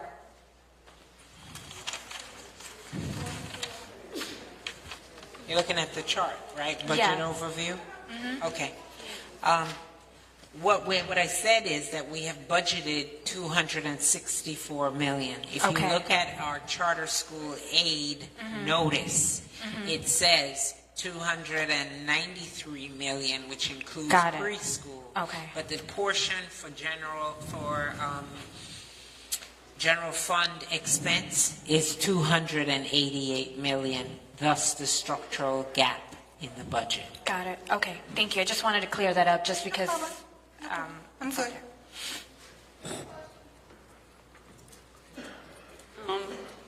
Madam Chair. Board Member Hill? So, Ms. Wilson, on the 2021 risk factors, it said that if the $57 million is not available, that the district will be required to make some significant budget reductions. So just could you elaborate a little bit to the community and what type of reductions we might be looking at moving forward? Board Member Hill, what page are you on? Page 18, I'm Thank sorry, page 18. Okay, so The bottom line. if you look at, remember I talked about our budget, we made an investment or a deposit to begin budget planning of 57 mil. That 57, think of it as below the zero line in a math equation. To come to the zero line, you need to put 57 positive to, help me here, math teacher, to actually reduce the negative, right? So that 57. Let's 1 second. So one of the things that we've done over the last, I don't know, I want to say long time, is, sugarcoat an issue. The problems of other school districts are not the problems of the Newark Public Schools. I want to make that clear. I will also argue that I think that we have some incredible people on all aspects of my team, my executive staff. There are principals who are in this room right now who are doing an absolutely incredible job in their respective schools. And I believe, with some gray-haired people of the past that, are just caring so much about and wanting the district to have been better when they were here, that actually want to make it as best as it can be now. When you think of $1 million, you think of 20 teachers. If you think of $57 million, then do 57 times 20. We're talking about schools closing. If we have to address that issue, there's no way humanly possible that we could actually keep schools open. I'm not talking about the district making the decision that a school needs to close. That's a very serious decision. I'm talking about the school district having to close schools simply because the finances that we need to keep them open just aren't available. So we're not sugarcoating things in Newark anymore. So $57 million means approximately 700 people not having jobs. It means closing schools. It means high unemployment. And it means a whole lot of people not being elected to office because people are not going to be happy about that. You see, when you understand, we're saying that April 16th is extremely important because you're going to select 3 people that either are on the board or want to sit on the board, whether they're on the board now or not. And ultimately, your vote is extremely important. That is what makes this nation different than all others. That's what distinguishes us. And sure, we have our problems, I understand. But ultimately, it matters at the ballot box. It matters that you have to make your voices heard. It is important that people do not stay silent. It is important that people understand that when we have to make cuts, that we have to make cuts. At that point, it's not an academic decision. It's a business decision. I don't have a problem closing the school that isn't accomplishing the intended goal. But my argument is that I want to actually have an effort, at least an effort, to improve them. Because I've been in every single one of the schools. I know how to get to every single one of the schools. And I know that we have people, whether in all of the schools, in some of the schools, that can help improve all of the schools. But we're not going to sugarcoat the reality. But I want everyone to understand, that is not where we are right now. The risk conversation is just to alert people that there are some unknowns, that I'm aware, that there are unknown dollar figures of things I'm aware of. But that there are other unknowns that I may not be aware of. I don't want a year from now for people to say, oh, well, you should have handled this. Well, guess what? If superintendent whatever wouldn't have made that violation, I wouldn't have to be worrying about it. Now, I'm going to be held accountable for what I do, and I get it. And I also understand that I'm going to be held accountable for fixing the mess that I have. And there are some things that are great, please don't get me wrong, but there are some things that have a financial impact that will take us a long time to address. Thank you, Superintendent Leon. Superintendent, I'd just like to express a sincere thank you for just elaborating on that point. And also, I guess just to tie it into like the whole budget thing so people could really understand what's really going on with this budget and just to think forward and just not for the present. You know what? That's why the beauty of the question that you ask. What I want to do is sting people right now. Not for a long time, just a little bit. You don't like how it feels, right? So we got to do something about it. And we're going to do something about it from the academic standpoint and whatnot. But we can't say, hi, let's fix the problem when we needed you to vote on it. I'm not telling you who to vote for, but I am telling you that there's a ballot question that I need you to vote with us on. Voting yes means that you are in support of a reorganization of the school district that will dramatically improve results for children. I'm saying that we're going to put resources where it matters the most, which is closest to wherever the children are. That's what a vote of yes means. A vote of no means that that's not what is going to accomplish or move you. And I'm going to share with you, the only way to improve our city and the ills of it is by educating our children better.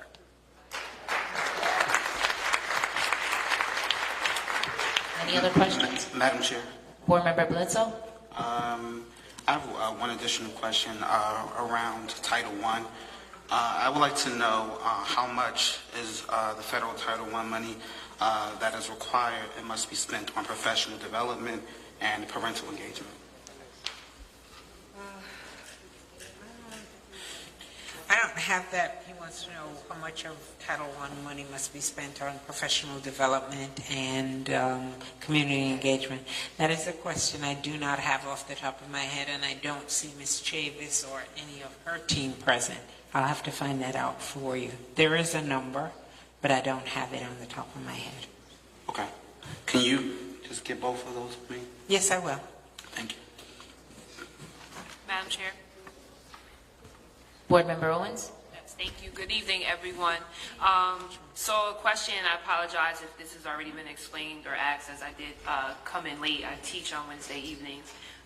But for the $57 million from our fund balance, on that same page 18, it says, if it's not available, the district will be required to make significant budget reduction. Why might any of the $57 million not be available? Is there any particular situations we're concerned about that we might have to spend the money, or that's just a precaution for the presentation? Okay, so the $57 million is what we have after we've cleared all of our expenses and met our financial obligations. One of the financial obligations is to have a balanced budget.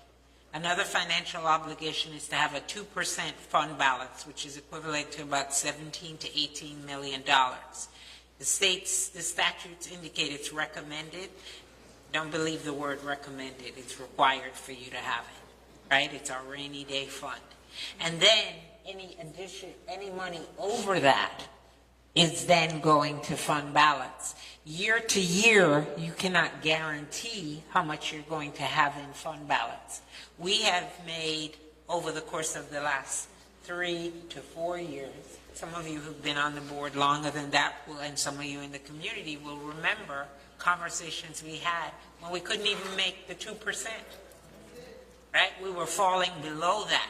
So we've recovered financially by prudent measures, by looking at what we do, ensuring that we are doing certain efficiencies, sharing procurement power, using co-ops, being really conscious about how we spend our money.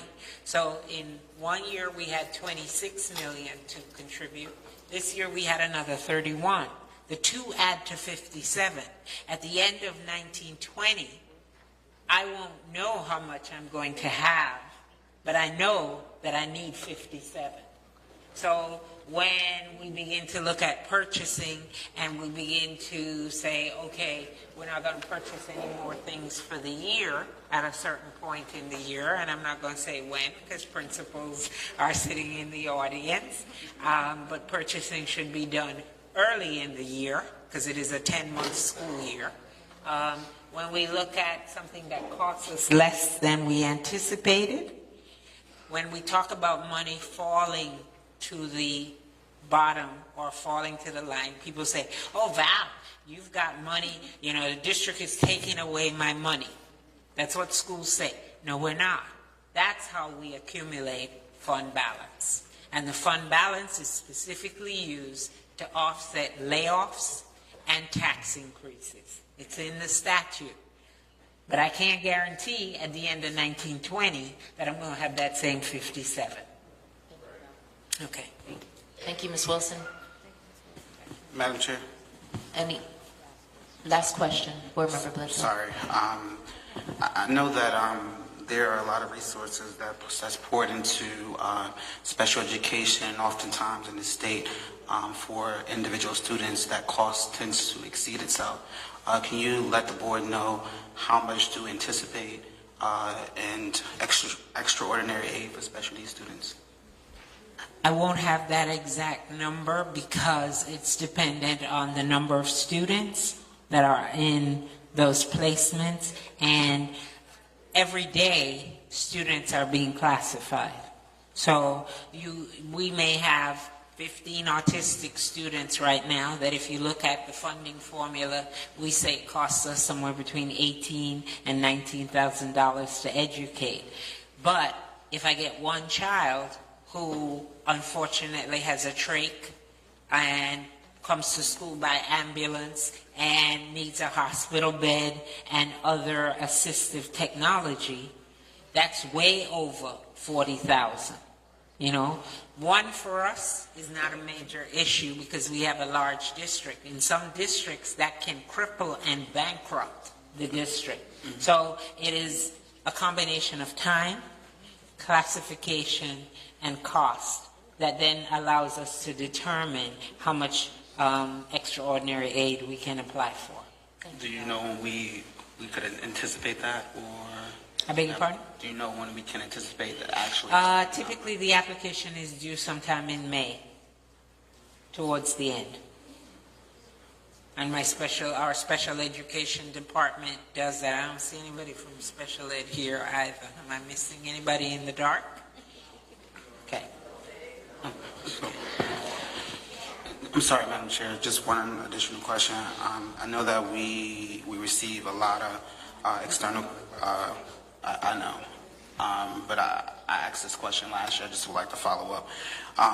We anticipate a lot of outside revenue by way of grants, and last year I asked this question: how much did we anticipate receiving from those funds? And last year we didn't actually have a solid number, so I would like to know how much do we anticipate from outside grants and other funding. Prior to this administration, we talked a lot about the Children's Literacy Initiative and that initiative bringing in funding into the district, so I would like to know that particular dollar amount. He wants to know if Children's Literacy is bringing in funding. Grants are competitive. So most grants now, they're no longer discretionary or whatever, so you've got to apply for them. What I will tell you is that we are applying for everything that's out there. Ms. Gaddy indicated a couple of weeks ago, she gave us one. We've won a couple of grants that were accepted by the board over the course of the last several months. What you cannot do is, Verizon is what, 3 million, 3.6 million.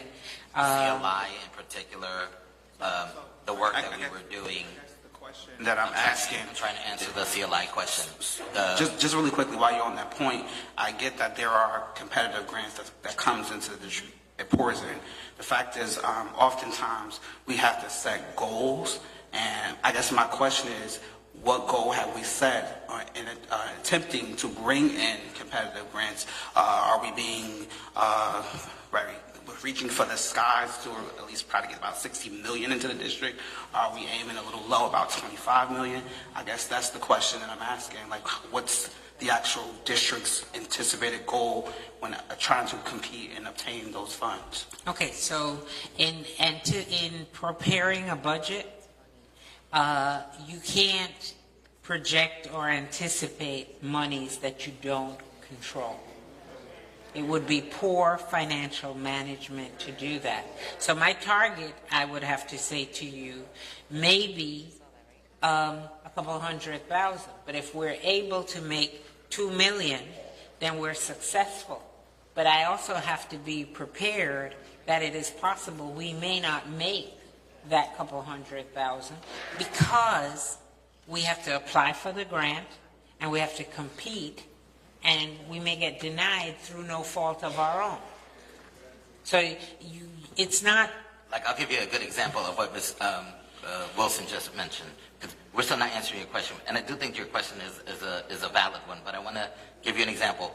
That there are some grants that are out there where school districts are not allowed to apply for them. Another agency applies. There have been agencies that have been applying to do community schools grants of millions of dollars. And so we can't apply for them. The grant does not allow us to apply. And we haven't received those dollars because the people who complete those grants are not completing them to a successful rate. As it relates to us, we have a grants department that they're responsible for part of what we want to do. I didn't add them to the list of new departments, but we're going to focus them differently. We're going to challenge that team to go out there and be very, very aggressive as it relates to grants that exist. They did this with the CDC grant in an area that is extremely important with regards to HIV, and it focuses in middle grades. By the time they get into high school, we know that whatever is our curricular program, it's probably a couple of years too late. So the idea of setting a target, that team, we will redefine what they do to actually accomplish the purpose behind your question, which has to be answered. Madam Chair? Board Member Gomez. Just on the grants, I just wanted to make a suggestion on that point.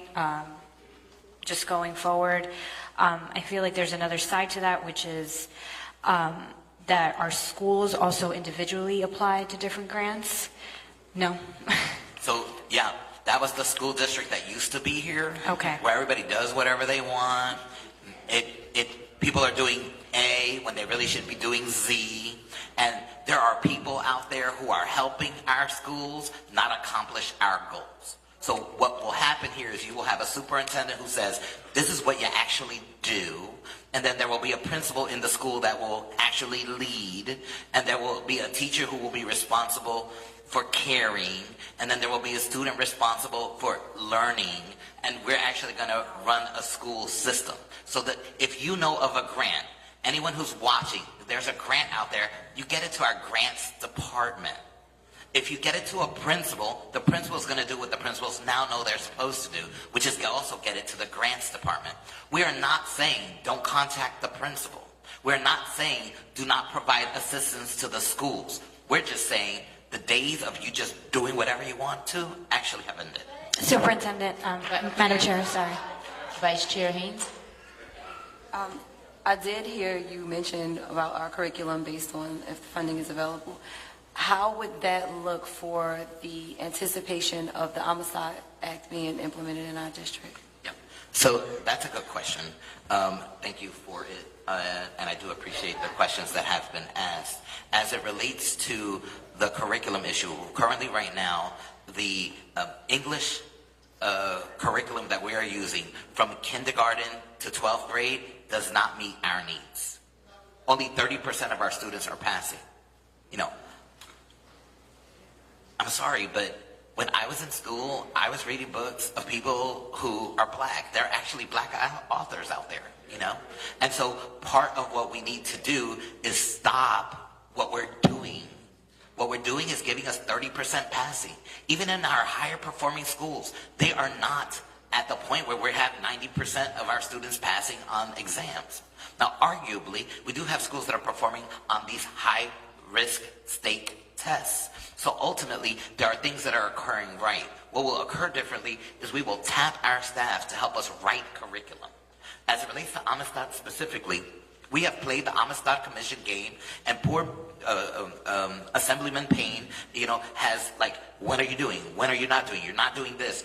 Part of what we will do is convene our very, very best educators and anyone else who believes they're an expert in the area to actually assist us in rewriting what we're offering as it relates to Amistad and any required materials that we would need to purchase for students to read. And we need to do the same thing with regards to civics. We know of a pilot, we know that it was working, and we need to actually not afford it to a couple of students. The whole idea of Newark being a course that only a couple of students in the high schools take is not really, really good. Well, maybe we need to offer it earlier. So the idea of deciding when it happens is extremely important in the process. Thank you, Superintendent Leon. Ms. Liss, if we can move on to public participation. Public participation at this budget hearing is intended to allow individual members of the public to address the board on issues of public concern specifically related to the school budget and not on other matters. And it is not intended as a forum for extended conversation or two-way dialogue with board members or district officials. The board chair, the superintendent, or his designee, that is probably the school business administrator, may respond to questions either at the end of the session or at a later time. It shall be the responsibility of the board chair to maintain order and efficient process during public participation, especially so that the full time allotment is given over to speakers from the public. All speakers, regardless of whether they represent an organization, will be allotted no more than 3 minutes for comment. This time limit will be adhered to for all speakers. There will be no sharing or granting of speaking time to others. Speakers must be present. All speakers will be required to give their names and addresses. The public participation portion of the meeting, the superintendent or board chair may interrupt any speaker or terminate any individual speaking privilege if the speaker's comments are disruptive or obscene. Attempts to hijack or filibuster the proceedings, repeated interrupting or badgering the board chair or district officials, repetitive or truculent speech, or other disregard for the rules of decorum will not be tolerated and may subject the individual or group to removal from the meeting. Examples of unacceptable behavior that will not be permitted include but are not limited to naming district employees and engaging in personal attacks, racial slurs, excessive loudness, calling out, yelling, generally disruptive behavior, attempting to disrupt the meeting, or inciting others to do so. If necessary, the board meeting will be adjourned. Public participation is now open. If you have a question, please come to the microphone. The rules associated with public participation at all of our meetings apply. Yeah, 3 minutes.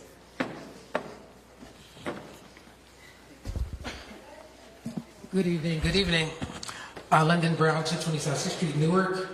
First, I want to know, what is the district doing to aggressively secure the funding back from charter schools when those students return to Newark Public Schools when they, are not pleased with that setting? What are we doing to secure those funds? Because I know when our kids go leave NPS and they go to charter school, they are, holding their hands out for the funds. But when the children return, and when I come here during the summer months and see so many of them here taking advantage of our summer school learning opportunities and not paying the district, I have a problem with that. So what is the district doing to secure that funding?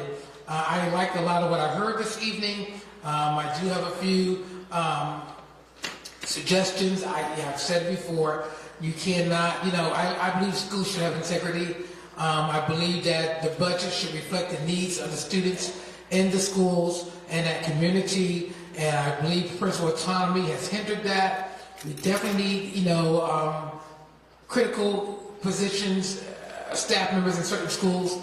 Guidance counselors at the elementary school level are vital because those are the ones who impact student achievement. So at 13th Avenue, where the principal has written that position out of the budget, it has had an adverse effect on the student population. Just yesterday, we had 5 or 6 students into a suicide pact, and they're hospitalized at this point. So we were very concerned about the need for guidance. And then I want to also talk about the school, naming of the schools. I'm glad you're going back to schools using the original names, but when you move a school from one street to another, I can't see moving a school from South 17th Street to Avon Avenue and still calling it South 17th Street because it no longer sits on that street. So Speedway Avenue has been moved to South Orange Avenue. So I'd like us to consider changing the name because it's just very confusing for the school to be named after a street that it no longer sits on. Thank you. Miss. Next speaker, Yolanda Johnson. We're not answering questions, but we want people to do what you actually were doing, which is making sure that we're checking off things that we already know or think about, or adding things that we may have forgotten. Ms. Johnson. Yolanda Johnson, 765 Broad Street. On the topic of facilities, are we aggressively ensuring that those charter schools that are co-located are paying their fair share? Because I remember when Sikh Academy, old George Washington Carver, and we haven't heard anything else from that. Also, when you talk about upgrading with your technology, can we ensure that parents have technology or those tools when they come to meetings like this where they're able to understand if they're speaking a different language? And that's it. Thank you, Ms. Johnson. Next. Translation. Yes. Such meetings so that we can be transparent with parents who don't speak English. Translations like earphones and ASL, American Sign Language, like on the stage, so that for those deaf and hard of hearing. Thank you. Thank you, Ms. Johnson. Ms. Denise Cole. My question is to Ms. Val and Roger. The Superintendent Leon. Can the board members themselves do things to raise money to meet our $57 million in our budget?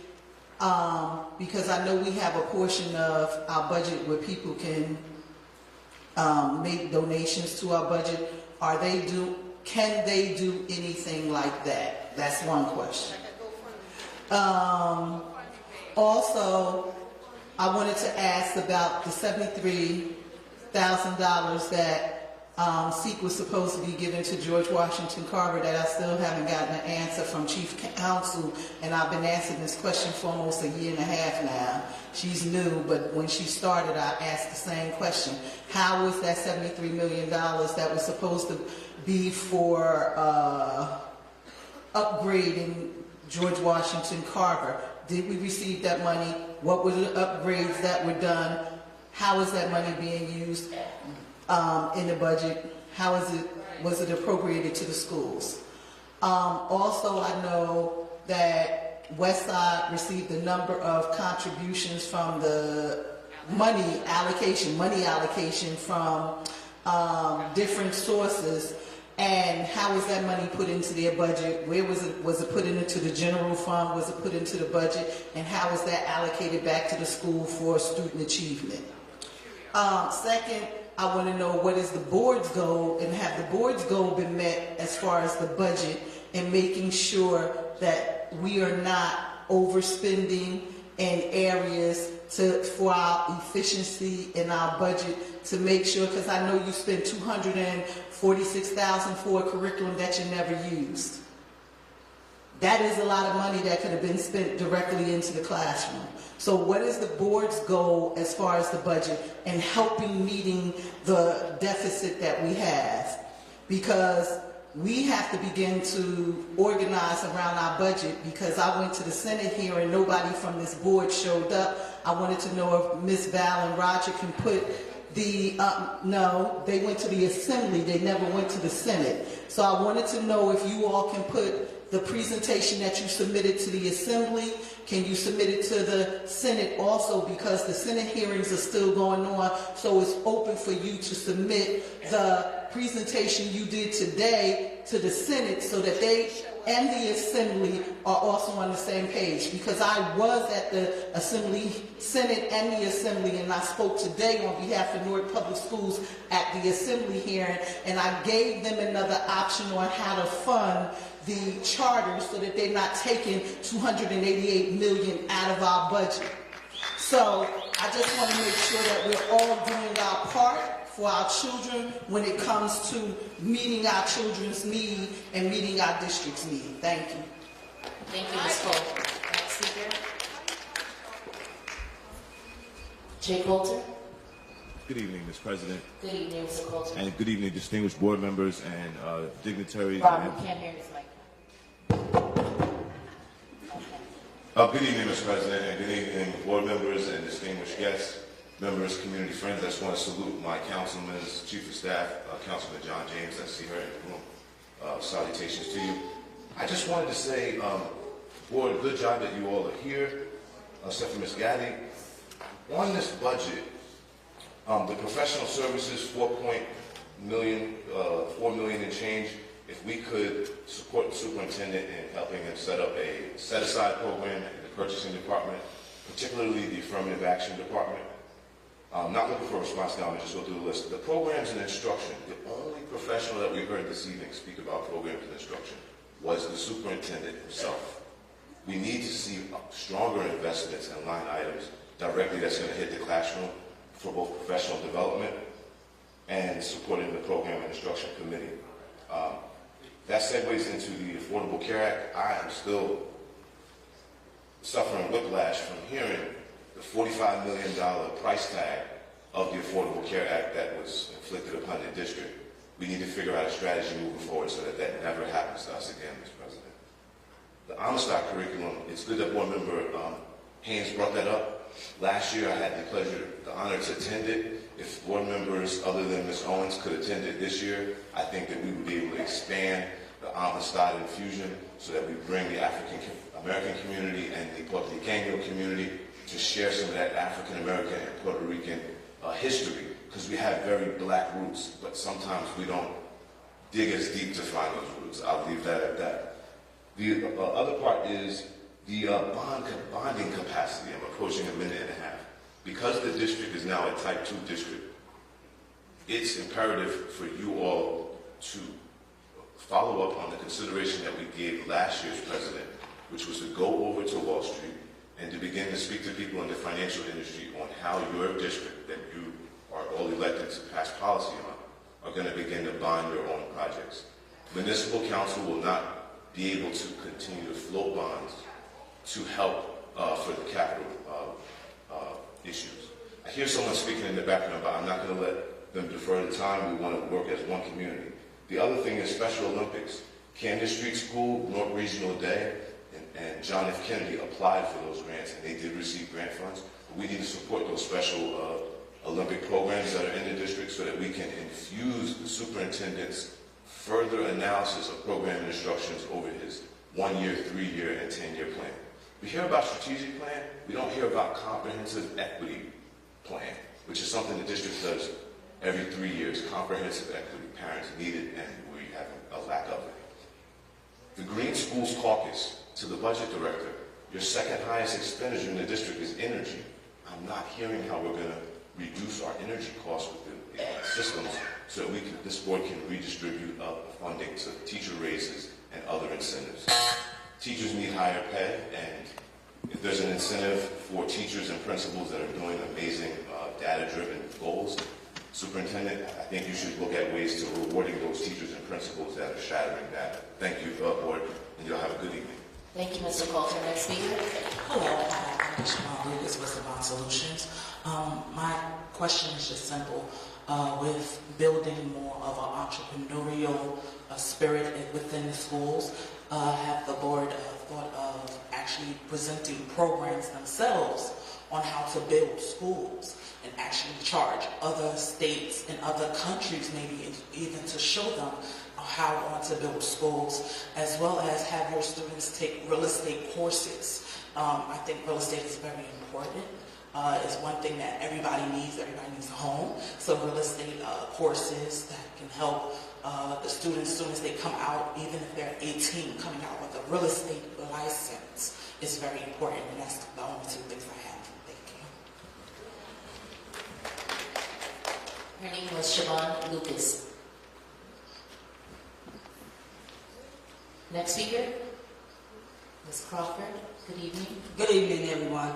I wanted to find out because we happen to be standing in the House of the Charges, and I want to find out about punch holes, which pertains to the budget. Facilities question, I want to find out if it's included in what Ms. Val said about that things that had to be fixed with schools, on whether or not if Hunt's, I believe that was the company that built the school, that we didn't get everything done. And I want to find out if it's going to be done, is it part of this budget, and what we're going to do about it. Okay? Thank you. You understand what I'm talking about, right? That's right. All right. Thank you.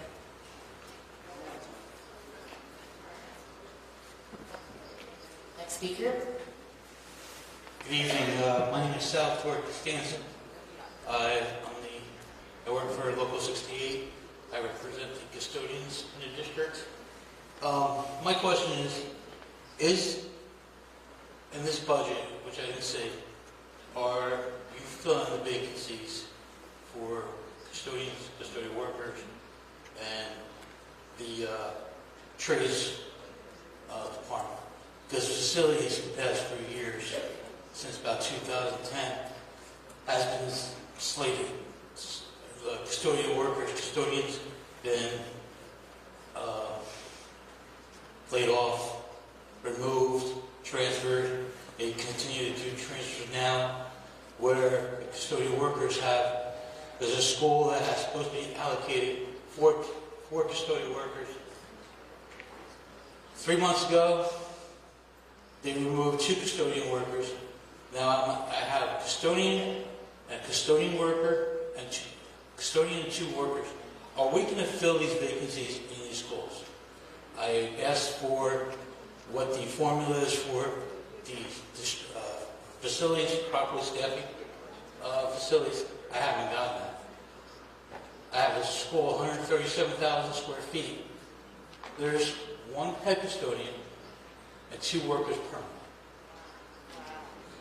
I was disgusted when I went upstairs to find out that A, this is a brand new school, that the furniture that they ordered was wrong. The chairs are for carpet. They put chairs that are on white tiles, okay, scratched up. Building manager's telling that they're not doing their job. I went up there. I tried to do it. It took me more than 10 minutes to get a scratch up. I want to know if you're going to fill the vacancies in the school and properly have these positions filled. And that avoids you from having people with the Chapter 78 where per diems are working 40, 30 hours overtime, not getting paid medical. You guys are paying for that. That was $47 million. I think if we properly staff these buildings, that number will come down in fines. So I didn't see facilities, the staffing in here. So I'm asking, is that part of this budget? Yes. So I'm tired of going to these buildings and custodial workers and custodians are going home the next day with back pains because they had a double up on not getting. So that should be, facilities should be a major point, major input in this budget. We have one roofer in the whole district. Somebody's not doing their job. Somebody's not doing. Well, yeah, right now your time's up. Superintendent Leon. So I will try and answer it. I know, Sai, I think you do a great job representing your folks. So there's a difference between custodians who supervise custodial workers. It has been my experience that we have incredible staff members in every part of the organization. The fact that we don't necessarily have the correct number of people is definitely part of this budget. What I was remiss in sharing with all of these new departments that will be established is the idea that in April we will be doing mass postings of all of the positions, of all of the titles that exist, of all of the vacancies, including the ones that Sal mentioned. I'm only going to be able to do this part for a little bit of time still, but every chance that I get, I will do it. The fact that this school has the wrong chairs and in fact the custodial staff have too much on them that is not of their doing is understandable. But every time that somebody raises the issue, whether it's at the mic or at me personally, with regards to what am I going to do about fixing a problem, that they should have asked a superintendent. The last one, the one before him, and the one before her, I'm going to put the question out to you that way. Next speaker.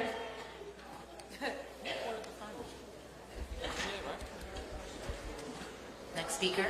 Good evening. Good evening. I have just one question. Your name, please?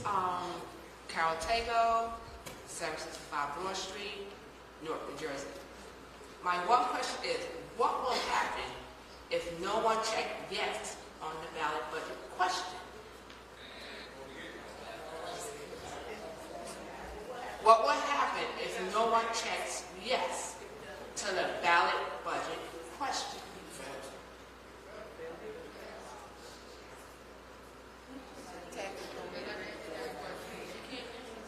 Is that your only question, Ms. Taylor? That's my only question. Okay, thank you so much, Ms. Taylor. You gonna give me answers? Next speaker, please.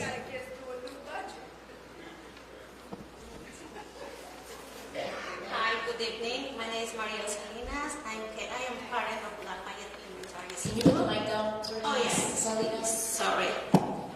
Okay, I'm parent of Lafayette Elementary School. Sorry, my English was very well. I try, to be clear now.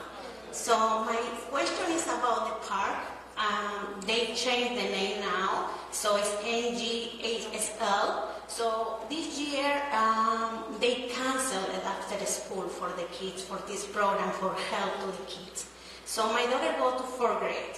So all the students, they need help about, for this program. This program is really important for everybody. Every kid, they need a study for this program very well, so they need support for the teachers. And the director and the school decide this year they don't have after school. They cancel after school. I want to know, since the next year we have money, they will have budget for this program or not. Thank you. Señora Salina, ¿cuál es el programa? It's PARK, but now it's NGASL. They changed the name.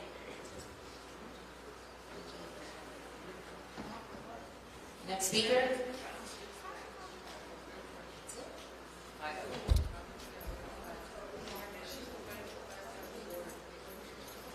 Hello, everyone. How you doing? Thank you for all that you're doing for our district. I live at 66 Brunswick Street in Newark. My name is Colin McCann. I've been in the district about 17 years, so I've seen a lot of the damage that was done for the previous people. I may be off topic, so just hit the reject button if I am. How can we get rid of one Newark and Rolls if, when you read stories about one mom with 5 kids going to different schools, I know it's an old story, but it's still the same story. And I know that one Newark and Rolls is directly tied to the budget because who gets sent where by an algorithm that we have no ability to analyze because it's protected by intellectual property seems to really ripping us off. So that's all I got to say. Thanks. Thank you.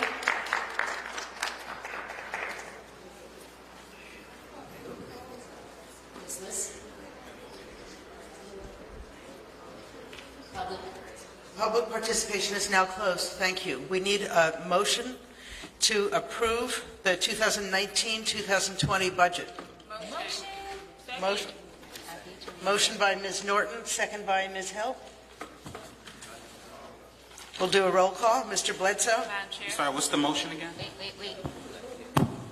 To approve the budget? To approve. Oh, yes. Motion is to approve the 2019-2020 budget. We had a motion and a second. Because from my understanding, there's 2 items on the agendas. Mr. Bledsoe? Yes. Ms. Gomez? Madam Chair, I called also. No discussion? Board members had comments you want to, we can stop for discussion if you wish. Yes, that's the normal way that asked this works, questions Robert's before. Rules of Order. Yeah, so my question is, what will happen if the budget does not pass via the public's vote? That's a great question. What does that process look like?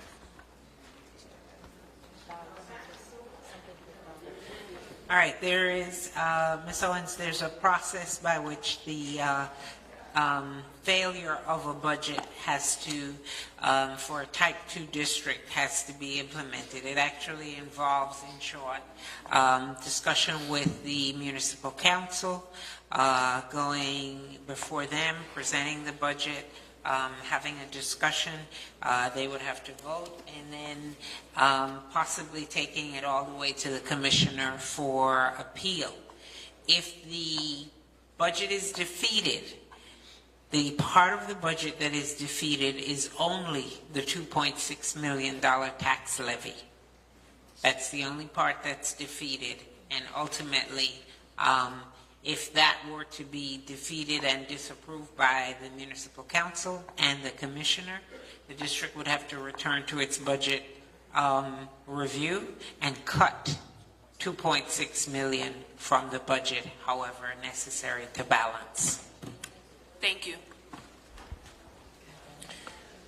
Any further discussion? We had yes votes from Mr. Bledsoe. But before that, Ms. Wilson, could you indicate once the election results are certified, those certified results would have to be sent to the county superintendent's office, which would then initiate the process that you're talking about?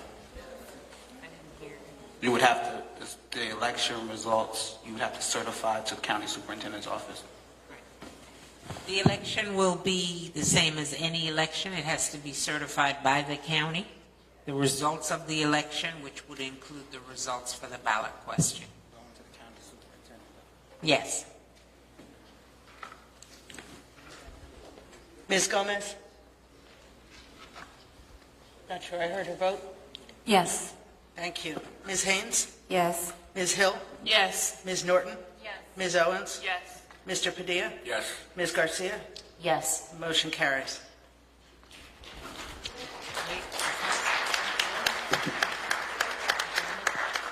Now we need a motion to adjourn. Motion adjourned. Mr. Padilla, motion, and Ms. Norton, second. All in favor? Aye. Any opposed? Motion carries. Thank you, everyone, for coming out tonight.